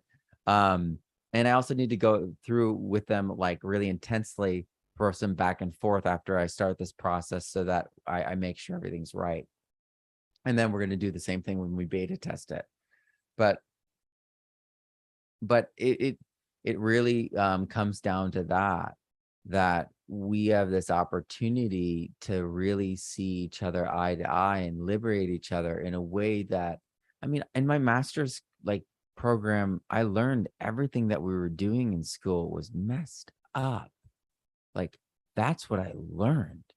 I was like, oh, all this is damaging given the information you've just given me. And then I was like, oh, this is why all the other teachers with master's degrees homeschool their kids. And this is the point at which we started homeschooling. And then I learned more and I started unschooling. Never taught James music. I instead immersed him in music. And so my son, James Declan Powers, you can listen to his first album. He's completely self-taught. He like is like a Hans Zimmer, like wants to do like soundtracks, but then at the same time is like half Django, half Hendrix, half Sonic Youth. He could play like anything with a guitar. And it's because he's actually fluent in what resonated with him as a person, and he got to access it early enough in his life that it became embedded in his instincts. And so it's like, how many of us have that opportunity? It's like, even in later in life, it doesn't matter how long, we have brain plasticity, especially if you're taking, strong herbal medicines and mycological medicines nowadays. People can become brain plastic and then learn incredible things. I mean, most of the people that were part of the entire bluegrass movement in New York City, which is bizarre, maybe sounding to some people, there's a huge bluegrass scene in New York City. All of them started playing like after 30, after 40 in some cases. And it's like, so I'm not just saying that like it's just for kids, though there's special magic to when kids have this. For us as adults, it feels like we're being given a second life. Like I love teaching kids, but when 2 or 3 years out of teaching kids, 5 years out of like teaching in a public school situation, I teach kids now. I teach adults. I teach families now. It's so different now. I can teach in such a freer way. I can be myself in a freer way. And that's what all of this can be. That's what permaculture shows us. We can have an economy independent of the industrials. We could have medicine that cures cancer. And I'm not a doctor. I'm not prescribing anything. But literally, I work with a team of doctors and used like a $30 bottle of liniment and then $60 vials of RSO. And I think we used like a vial, maybe two, and that's it. And it's like, we have these modalities at the tips of our fingers. The potential for us truly understanding our world is at like the tip of our tongue right now. And I actually think that's why we see the world the way it is.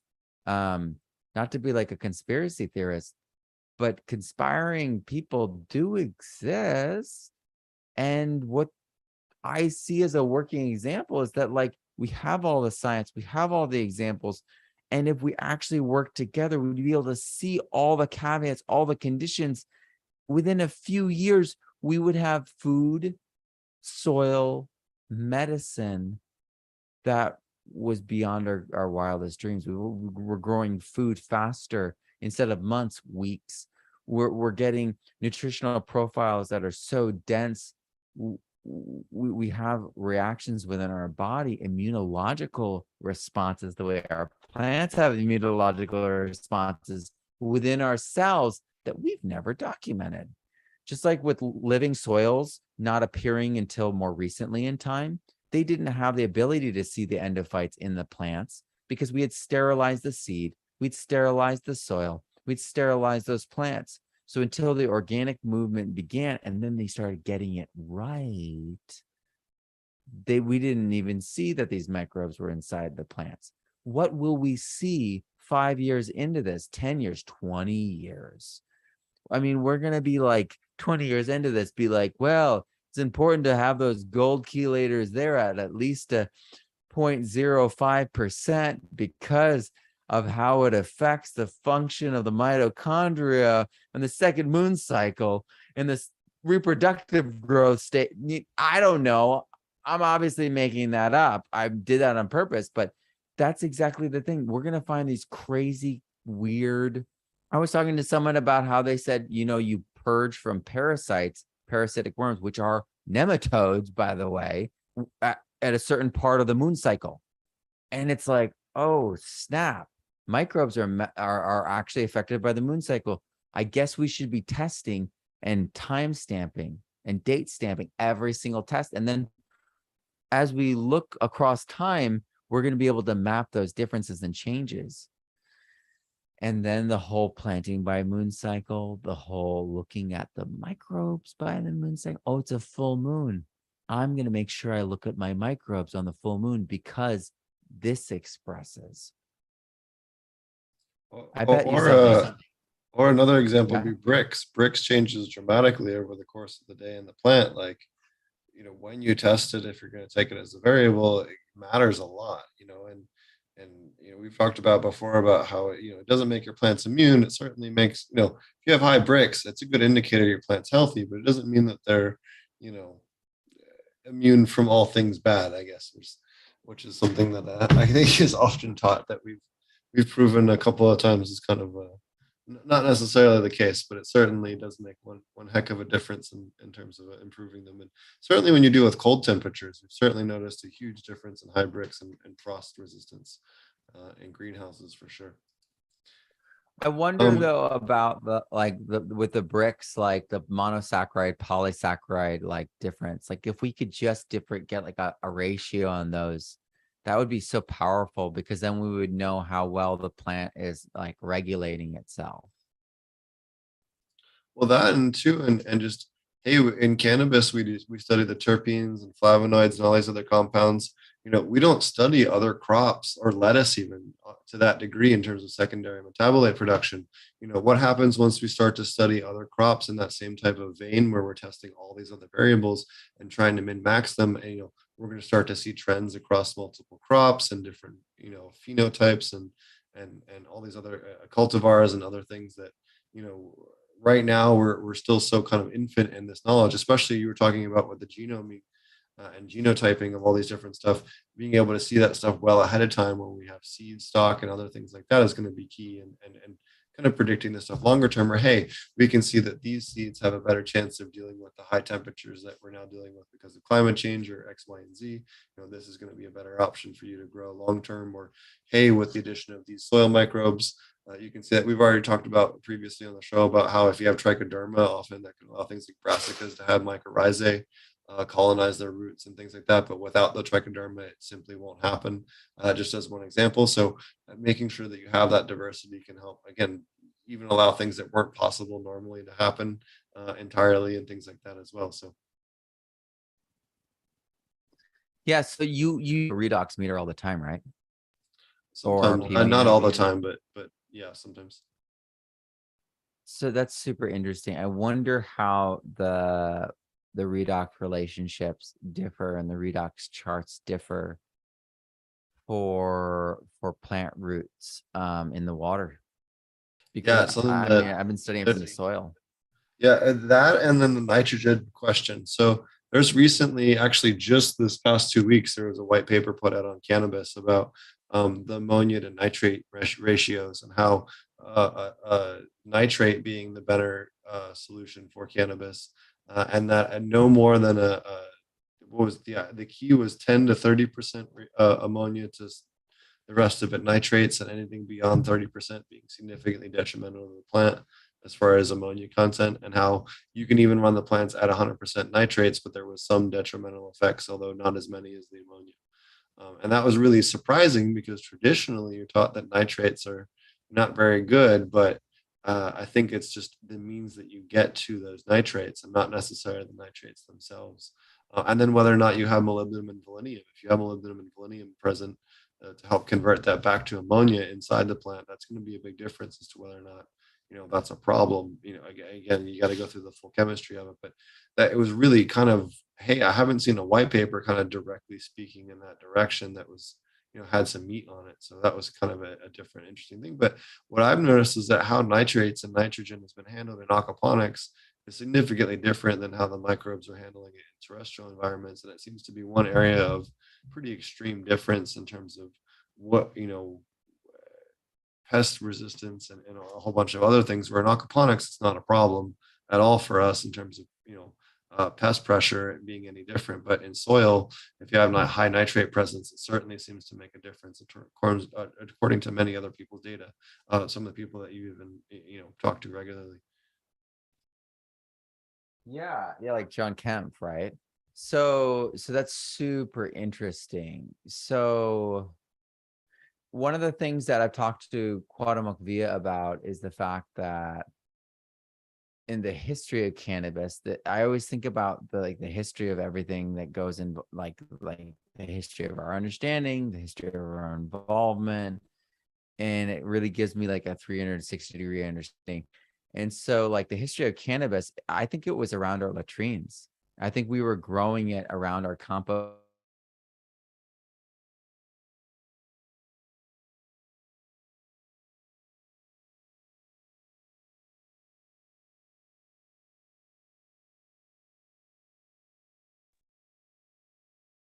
All right, I'm back. I don't know what happened, but I think cannabis was around our latrines.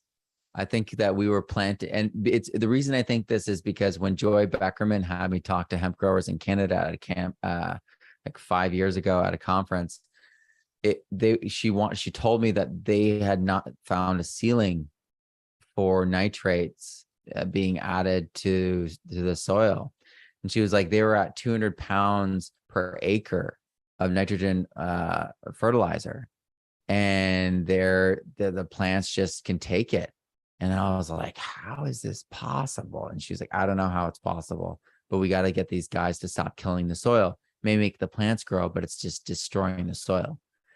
And so I thought about it for a while, and that was like one of my first times discovering like endophytes that fix nitrogen inside cannabis.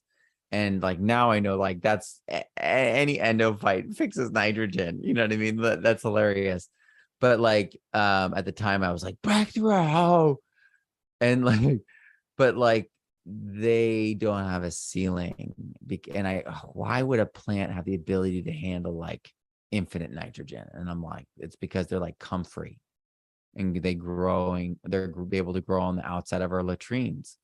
And then it's like, okay, well, like hemp seed is the most digestible protein on earth, and you smash it with like a rock, you can make clothing. It's like all of these amazing things all in one. And so like I think that's why, and also because like it probably survived some pretty ham-fisted early on training. We're like, here's the manure, we're manuring around the plant, is probably like heavy on the manure, and those plants just were like figured it out. And it does feel like that cannabis has responded throughout all time to our needs. I can tell you that we definitely saw huge issues above about 60 or 80 parts per million in aquatic environments. It'll increase node spacing and reduce flower yield when it's above that. So I don't know what that equates out to pounds per acre, but at least in aquatics, that was the threshold. That's awesome to know. And like that's the thing though, is it's like these plants have a history, and so once we understand that their history, it's like certain plants literally pump hydroxide. Like I think I want to say oatmeal, like oats, yeah, oatmeal. Oats are like pumping hydroxide. Why? Because they grew in the heather. So they grew in like that super acidic soil, and sort of hang out, they had to pump the hydroxide or on the roots to create like a more balanced environment. So like that history of the plant is so vital. So that doesn't surprise me that it needs more nitrate than ammonium. But I do think though that like we're gonna find that, well, it's so interesting. Okay, so like get this. Quotamoc Via showed me his EM treatments of like preparing like the nitrogen. He always runs it through EM. So he's always turning the nitrogen source into amino acids first, but he chooses like the manure for that stage. So he's like choosing like the one that's more like phosphorus for like later, and like the one that's more nitrate and nitrogen heavy like on the front end, but he's always digesting things. And it's like super interesting. Yeah. So high nitrogen ratio reduces cannabinoids, terpenoids, and yield in medical cannabis. Yes. So what he was doing for years was he was transforming all the nitrogen into amino acids and then applying it with EM constantly. He was constantly adding EM in small doses. And now he does Korean natural farming with EM combined in his own repertoire. And his stuff that he was growing was really atypical. And it was like, Smarties, the candy, it smelled and tasted like that. Just unbelievable stuff, but it was like esoteric. And so it was like, it was, I mean, I wrote a book, using that medicine. And so it's like, it's just such a different thing.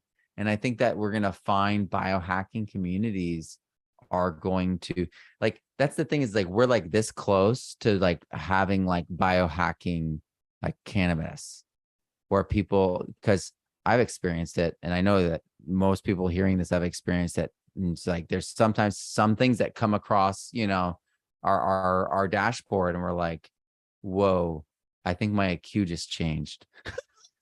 And it's real. These effects are real. And these states that we can be in, these health states, these like meditation states, all these kinds of things have serious effect, and they all correlate often to foods, to microbes, to and to having all those things working in a system. So yeah, no, I think that so much of this, like the cannabis community, is also one of the major inspirations behind that database, because they basically were like, let's be transparent about this. It's like that whole MMA effect. It's like, what came out of MMA? Oh, a modified version of jujitsu, right? Like they're all doing like modified jujitsu now. And it's like, and if you don't do jujitsu, they can beat you every time. But if you don't do like this like Muay Thai thing, like, wow, that sounded really, really well informed, Matt. But like that's the thing, is it's like they figured out that it's like a combination of best practices that over 30 years has honed into this completely different animal. Like people know how to fight now that makes like the 80s and the 90s karate and like look like a joke. But the same thing with cultivation. Like cannabis now makes cannabis from the 90s look like a joke. And yeah, and I think that only comes from community. The internet had a huge component in so much. In mycology, it's the same way. In mycology, the whole I don't have one right here, but the whole mason jar thing with the ports on top where you can stick the needles in, someone came up with that, and then it went viral on the internet, and now that's the standard protocol. Wasn't that from Dennis McKenna's book? Correct me if I'm wrong. It was a very particular individual in an online forum, and Radical Mycology does such a good job of crediting him. It's something like Dizzy 41. What? From shroomery.org or something older. I can't recall. It's in the book Radical Mycology, but it's something like his name's like Dizzy 4145. You know what I mean? Like it's something like he credits the actual person from the original thread. It's but that's what community really is. It's that ability to cite things, but to cite those individuals from our actual communities. And we're like, yeah, no, I've known that guy for 10 years. Like Chris Trump, you and like people like you guys are all doing amazing things, but you're also going to do amazing things. All of us like are pretty darn young, and we're not like aging like our parents did. Like we're getting better and better. And so many of us are getting healthier and healthier, especially because of the food, especially because of the medicine is like worlds different. I did want to shout this book out. Anyone that doesn't own it, you should own this. The first time I ever saw it, shout out Josh and Kelly up at Dragonfly Earth Medicine, was at their house actually. He whipped it out and we talked about that's when I first learned about endophytes and all the microbes inside the plant. So shout out to Josh on that one. Yeah, I sat down and read through a good chunk. Well, I wouldn't say a good chunk of it, but a good section of it over quite a while there at their house after smoking some wonderful hash. So definitely a great thing to get if you don't already own it. Certainly one of the best mushroom books that's out there, and especially if we're trying to understand like how the whole machine works and how you can utilize it on your own property. It's not so much like a recipe book as it is trying to teach you the theory and the ideas of what's going on. Yeah, it's fabulous. I think he might be working on a second edition. It's one of those books that I think that people are going to be talking about for the next like 50 years. It's one of those books. Definitely amazing. And you have quite a few books of your own. Do you want to maybe give us a quick rundown for people that are trying to get into it? I especially love your Permaculture student artwork. I really love the illustrations in that book. By the way, I actually own a copy somewhere. I tried to find it before the show, but I couldn't find it. Oh, thank you so much. I've been really lucky. I've had a lot of like really, really fun people to work with. And in fact, I'm now doing like the illustrations, but this was Wayne, and Wayne did the cover for Bill Mollison's introduction to permaculture. That's why this looks like that. He was the neighbor to the Lawtons. So he watched this all happen over the course of 40 years. It's got some incredible illustrations that are amazing, unique, and highly explanatory in terms of what's going on. And I always thought that was super cool. In fact, the guy who's working on my aquaponic book is it looks similar, or at least the same kind of, it looks like they came from the same town in terms of where they learned this stuff. That's awesome. It was kind of inspired by it, I guess. Yeah, I think if I'm going to recommend one book, I'm going to recommend Regenerative Soil. This book changed everything for me. And I would say that this is the book that like the process of creating this book is what really made me a citizen scientist. And all right. So when I created this book, it combined the biological way of understanding things and the chemistry way of understanding things, so that I could actually communicate across all camps, so that farmers could read this and finally understand the biological perspective, and the biological people could read this and understand why minerals are important too. And so I mapped the actual pathways for all plant essential nutrients in their natural cycles. And then I mapped where we could get them naturally sourced in nature. I too use the Dr. Duke phytonutrient database, but I also, again, just like you, went further and found other sources. And this book is a recipe book, but it's also the science of how plants and soils interact from all perspectives. So there's redox, as well as pH. There's the mineral perspective, the biological perspective, paramagnetism. We go down to the individual enzyme, ion, and microbe. And so we've got like microbial charts and libraries in which, if you're looking for like a phosphorus solubilizer or mobilizer, either one, there's separate sections for both. If you're looking for endophytes of particular types, if you're looking for microbes that are specific for drought or desertification, if you're looking for microbes that are specific for nitrogen fixing inside the plant, inside the soil, or inside the roots, all of those are delineated and separated. And you can then actually navigate through the world of inoculants that you buy, or you can grow these things yourself, because I have actual lab preps that folks can DIY at home in jars, in petri dishes, all different sorts of modalities that they can participate in. Korean natural farming, as you can see, but so that everyone, and these are the first time corrosion charts have been color coded or put into a book, so people can actually know the corrosion rates of each mineral, which tells you when they're available and in what form they are, so that you can, like, depending on your pH, you can quickly go, like for instance, you can triangulate using those EH charts, your pH and your soil minerals. So you're like, oh, wow, I've got a lot of this, but it's not manifesting in my plant and it's all locked up. It's like, oh, well, it's because my redox is here. Given my pH, you can actually like find it. So even if you're not doing like a redox, like, and there's a bunch of different ways you can do redox. I mean, doing redox on plant sap is probably the hardest thing to do, but you can do redox on soil pretty easily now. So this is the book that I recommend most, because it has affected people the most. Soil is the linchpin.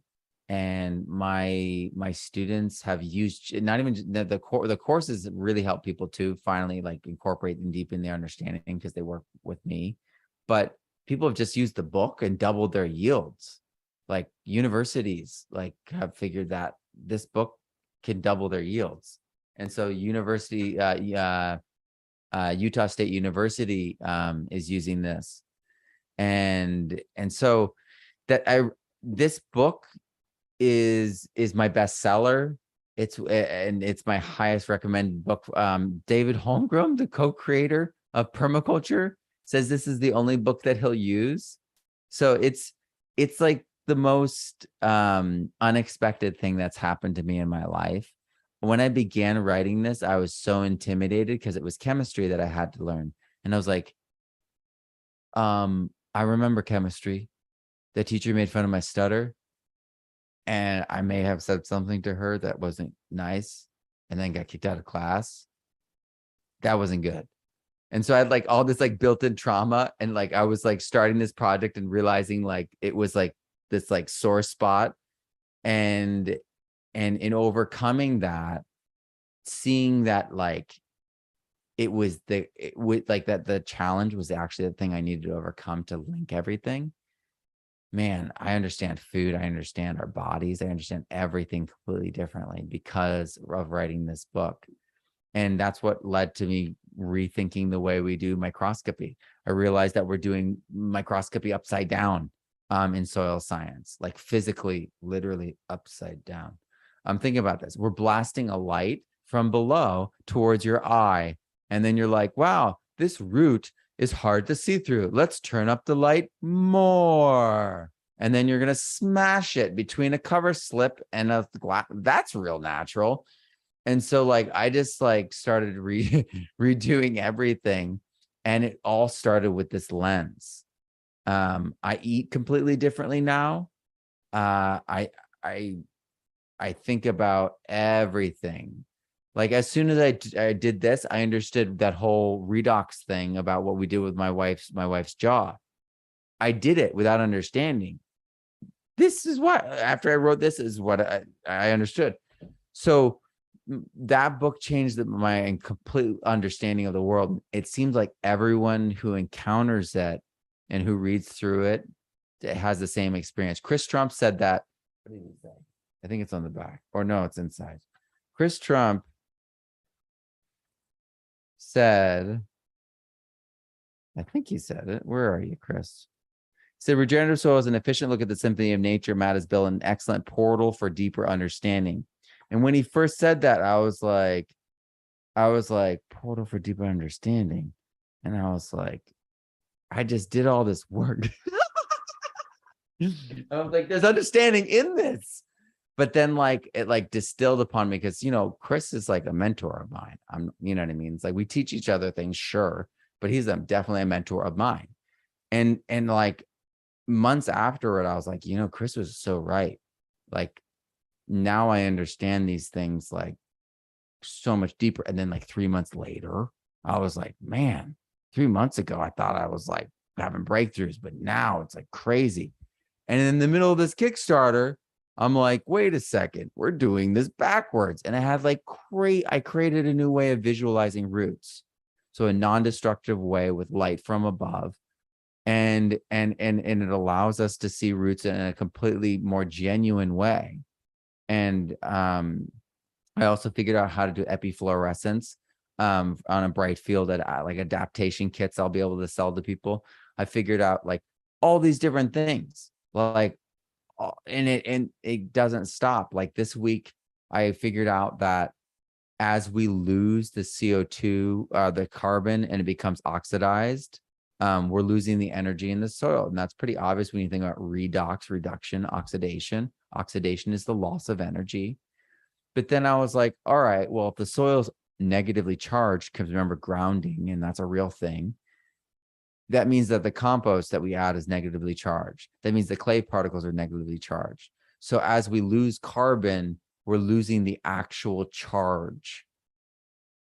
So that means the opposite of that charge, because it's just like fourth phase water, where you create you create that polarized surface.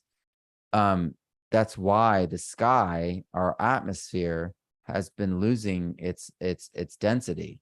Our atmosphere is shrinking, and it's leaking oxygen into into space right now. And we're more open to solar flares than we've ever been. There's a huge debate about why. No one knows why. And I think it might actually be the soil. And that only occurred to me this week. And everything I do placement wise and how I go through it, and every expert I talk to, they're like, wow, that makes perfect sense. And it fits and works, but I never thought about it that way. So if we bring back the living soil, we bring back the carbon into our soil, it'll be able to hold the protons, which are all positive, hold the cations, which are all positive, which means we're increasing the negative charge to match it. And that negative charge is like a battery. And so the positively charged atmosphere will thicken. It will strengthen. And with fourth phase water, what happens is that polarization that happens on that hydrophilic surface in the water, that gel state water, it actually clarifies, it cleans itself. And right now we've had declining oxygen for over 100 years and don't know why. Well, I can tell you why. When you till, you're oxidizing the soil. So the oxygen goes right into the soil. And it's like so basic. I mean, like when you do any kind of redox reaction, you reduce one side and oxidize the other. So one side's gaining energy and the other side's losing, always. So obviously, if we're losing oxygen, it's going somewhere. And if we're losing like the carbon in the soil, it's bonding with something. So the oxygen is getting bound not only to the CO2 gassing off, it's getting bound to all the particles in the soil and being turned into this crystalline form. So I have these things keep happening, and it's all because of that book. So that was huge for me. But I think that's indicative of what we were just talking about, though. There's something that's in each and every listener. There's a story, there's a piece of the puzzle that's a bigger tapestry that we're all part of, that they can be part of elucidating or discovering or putting together. And it's in that community process of understanding and getting that lens, that fluency of understanding and communication. Once that's flowing and we're all these senses and we're these sensory organs for this larger community that's transparent and learning and growing from itself, ooh, that's an exponential growth and opportunity. So that's really what it's all about. It goes right back to that liberation.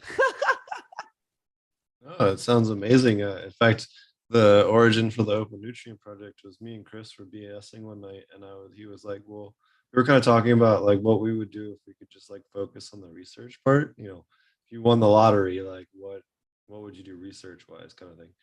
And I was like, well, it'd be cool to just sit down and like mess with all the different combinations of KNF inputs and different plants and see what the nutrient inputs are as far as trying to get to replacements on that. And that was really cool.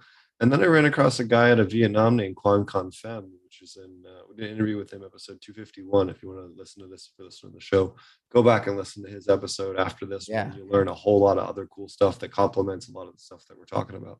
But he was doing liquid IMO ferments for 90 days or longer and getting incredibly high nutrient ppm levels with specific plant inputs, bananas, and he talks about some of the other ones in the show, and having high iron levels and potassium levels and other things. And that got me thinking like, well, okay, cool. So I could sit down and try to figure this out and get a Hanometer and try to map this all out, but it's going to take me like years and years and years, and I'll never have access to half the inputs that other people out there do. How do we like figure this out? Like you got to get a university behind it and like deal with all the BS and all the strings attached with working with universities, which if anyone that's worked with a university, they're wonderful sources of education, but man, it is brutal to try and get anything done in a of functional timeline. I'll put it that way when it comes to ag research. But it kind of occurred to me, look, the only way that we're going to get this data is just to open source it and to try and pull in, hey, we can all do and test 5 plants a year. That's cool. You know, we can test our 5 inputs a year or 2 inputs a year. But if we aggregate this, now we can get thousands of them per year. Now we can start solving some of this stuff and building these nutrient profiles that can start and hey, you combine this many pounds of this and this many pounds of this and this many pounds of this per cubic yard, you're going to have good compost or X, Y, and Z ferments or whatever it is that you're trying to do.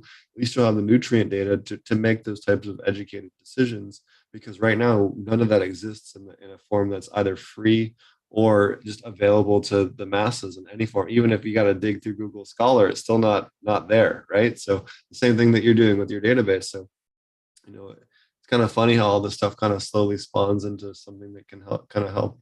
And man, your stuff sounds really amazing, and certainly on a whole other level compared to the stuff that we're trying to put together. But certainly looking forward to the stuff that you're working on for sure. Well, you've got a totally different angle too. I mean, it's like your aquaculture perspective, especially with the dual root zone, opens up such an incredible space, totally unique and powerful. So I'm really looking forward to looking at your database and also like synergizing and seeing everything that we can see. Heck yeah, man. Definitely looking forward to that. We've kept you for quite a while, a little longer than I originally intended, but I guess one or two last questions here. How do people find your podcast if they aren't aware of your podcast? And then tell our listeners a little bit about our your podcast, because we love to cross-pollinate listeners. A lot of our people like to listen to other shows because obviously there's so many hours in the day, and no podcaster can fill them. So, oh, thank you. Yeah. So I've got a Regenerative Future is my podcast. I don't have like a weekly set thing. I tend to do things like I'm like a project-based thinker. And so I like crank on the one project and I focus on another thing. I tend to follow my passions. You can follow me on SoundCloud, or you can find me on iTunes for A Regenerative Future. We cover permaculture, soil, microbes, everything under the sun that's regenerative. And that means, partnering with nature to get better and better over time. He has a lot of great episodes. I've actually listened to him for quite a long time, and excited to finally have him on the show for sure.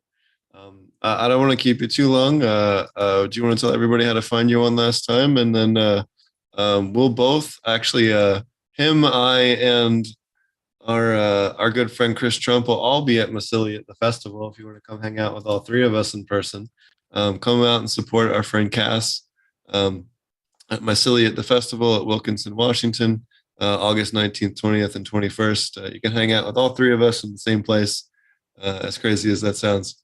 There's a whole bunch of other listeners or speakers. She only has a couple on here, but I know there's like 28 or 30 more speakers than what's on here. So I'm super excited to see all the different amazing people and all their wonderful sources of knowledge that are going to be out there. And you can find Matt over at thepermaculturestudent.com. You can find him on Instagram at at permaculture123, on Twitter. And then you can find him on Kickstarter. You can look up Regenerative Soil Microscopy, and his podcast is Regenerative Future. Is there any other ways that people can find you that I might have forgotten there? Yeah. Thank you for doing that. That's awesome. YouTube. If you go on YouTube, Matt Powers, the permaculture student, there's over 500 videos on there. And I've got that book I mentioned, over 400 pages, the Permaculture Student 2, that big purple book. I read it to you on there. So if you want an audio book on permaculture, that's there for you. Awesome. That's really great. And you can find his YouTube channel here again, Matt Powers, the permaculture student, on YouTube as well. And his amazing book. I'm certainly going to have to pick up a copy now. Yeah, I feel bad for not owning a copy of that one already, but certainly sounds like a great read, and one I'm definitely looking forward to going through. And so really excited about it. Thanks a lot for joining us today. I really appreciate you taking the time and coming on the show, and certainly hoping to speak with you in the future. I know we kind of talked for quite a while before we even started the show about stuff that we're both mutually interested in. So I'm sure I'll hear from you again, and I'll certainly see you here in about 3 weeks out in Washington State. So I'm certainly looking forward to that. Oh, thank you so much. This was so fun, and it's going to be awesome to be in person. I really can't wait, because we've never met in person. And then I've actually been working with Chris for so many years, and we've never met in person. So this is going to be a huge moment for me. Oh, that'll be super amazing. So and I've never met Cass either. So it'll be a super awesome experience, and all these wonderful people meeting each other and having new experiences. So definitely be a good time.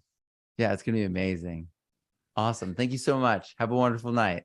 Thank you. And you're welcome back anytime. And we'll certainly have to pick a couple of topics, because it certainly feel like we can vibe quite hard on a whole bunch of different topics and talk about more in depth than most other people. So really appreciate you taking the time. Wow. Absolutely. Anytime. Thank you so much. Thank you. Have a good evening. You too.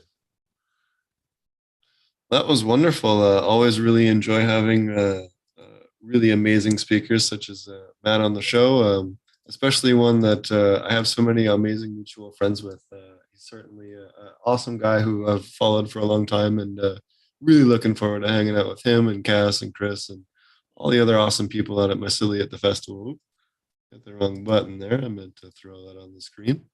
Let me throw that back up on there one more time. If you guys are available, please come hang out with us in Washington. Again, middle of August, 19th, 20th, and 21st. There's camping and all kinds of other stuff there.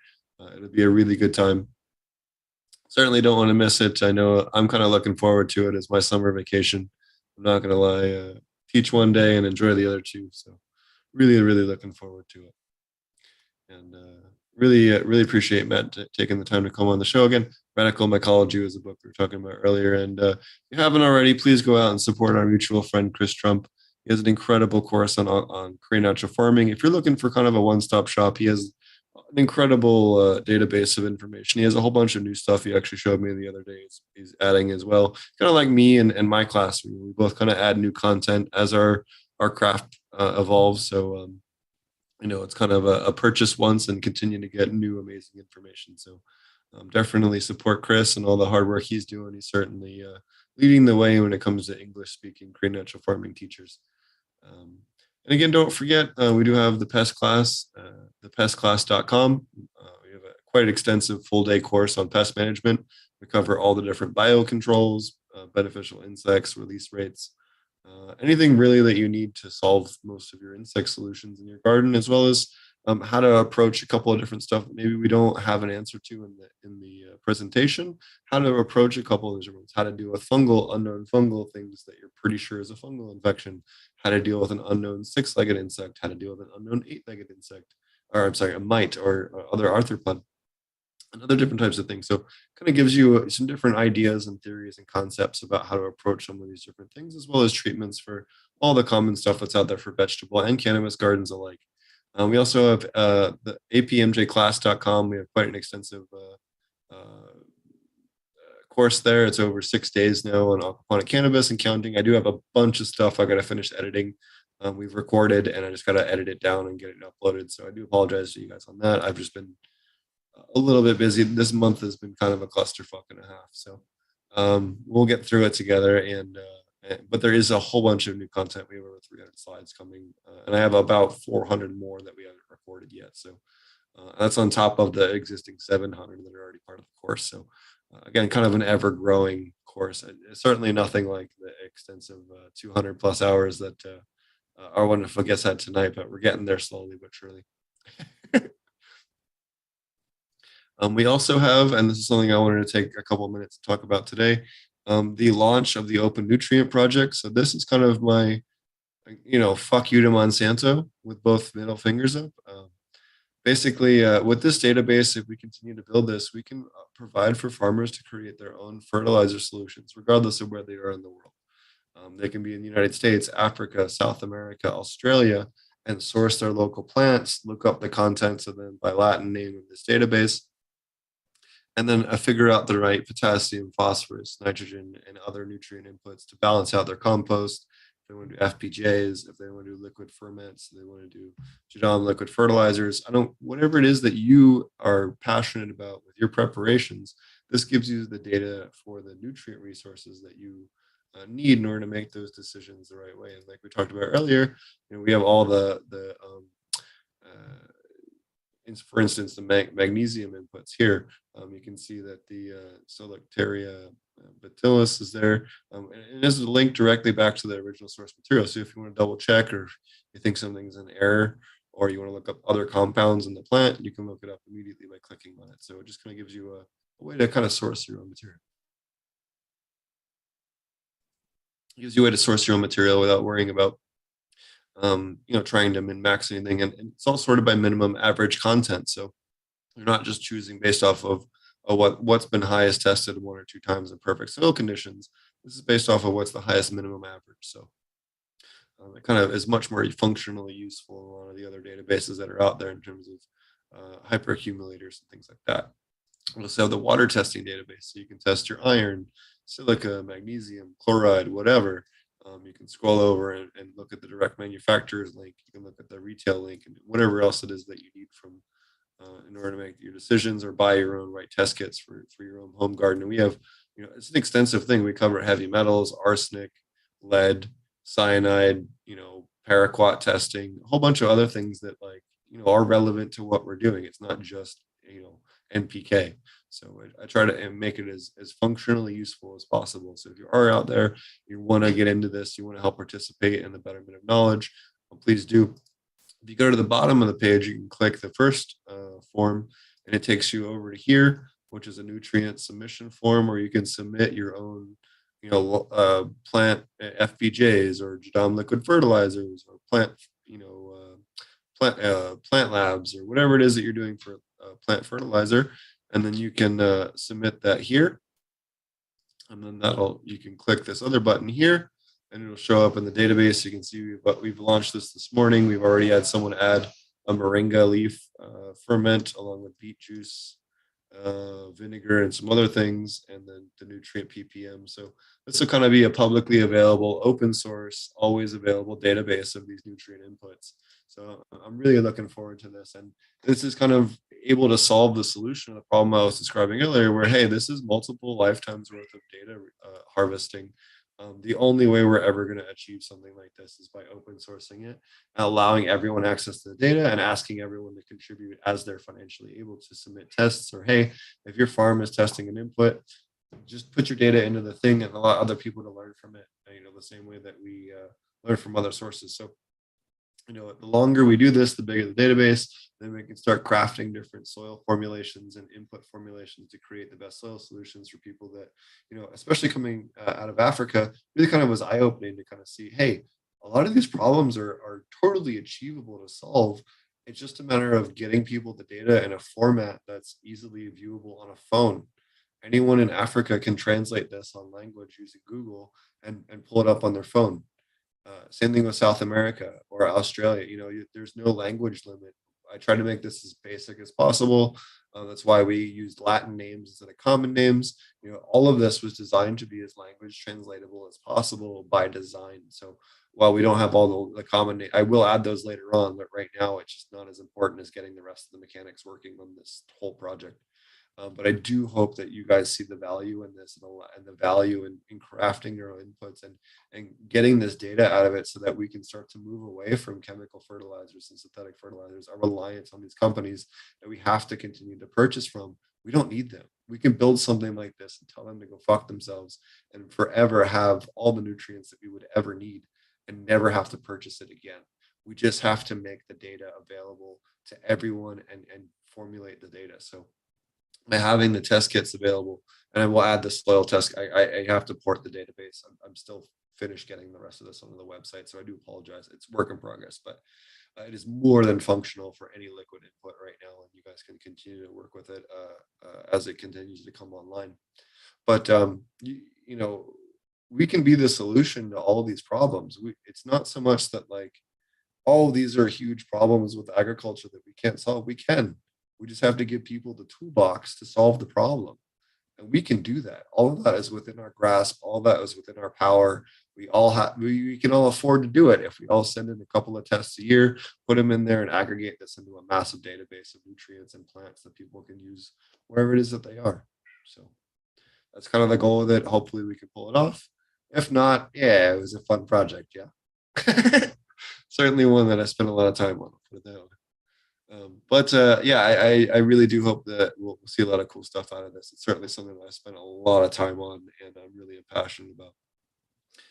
I'm really looking forward to learning more about Matt's database as well. It sounds like his would quite complement the work that I'm doing, and I'm really certainly going to get a chance to sit down next to him here in 3 weeks. I'm looking forward to asking him all about it. So thanks again, Matt, for coming on the show. And again, opennutrientproject.com. We'll take you right to that database. All of it's for free, available to anyone that wants to do it. You can download it, whatever. If you do cite it and put it on your own site, please just link it back and say is where we got it from. That's all I ask. So I do try to include any and all source material. There's only a couple of things on there that I could not find the original source material for. Alrighty, guys. Thanks for watching. Again, you can find me at apmjclass.com, apmjnewts.com if you need nutrients. Roger and I have some other cool stuff we're cooking up, but that'll probably be more for the fall. What else do we have going on? Yeah, if you need nutrients, we can help you out with that in terms of balancing them out if you're struggling with your aquaponic system. Otherwise, I think our next episode is going to be on the 4th of August, I think. Double check. 1 second. I'm sorry, guys. This whole week has been a bit long, and it's only Monday. The next episode, yes, is August 4th. So if we have something pop up before then, I'll let you know. We will be doing a bunch of quick episodes, or rapid fire episodes, I guess is probably a better way to put it, with different speakers from the Myceliate, the festival conference. There's a lot of cool people there, and I just want to get them on the show and kind of promote why you should come hang out with us in Washington. Cass has put a lot of time and energy into it, especially during a particularly trying time in her life, and I really appreciate all the hard work that she's doing. I think a lot of us do, and we're looking forward to the festival, and I'm going to kind of support her as much as we can. So we're trying to get as many of the cool speakers on the show as we can. So we might be on Thursday. I know we were originally planning on not being on Thursday. Some stuff has changed. We might be on Thursday. I might have a pretty cool guest with me. We're going to play it by ear. So don't totally give up on Thursday's show yet this week. So I'll leave it at that. Anyways, thanks for watching. You can find me at SoundCloud, YouTube, iTunes, Spotify, all the things, Ponics or Growing with Fishes. And we'll be back again probably on Thursday. If not, definitely the following Thursday. And yeah, I'll see you guys in the future. Cheers.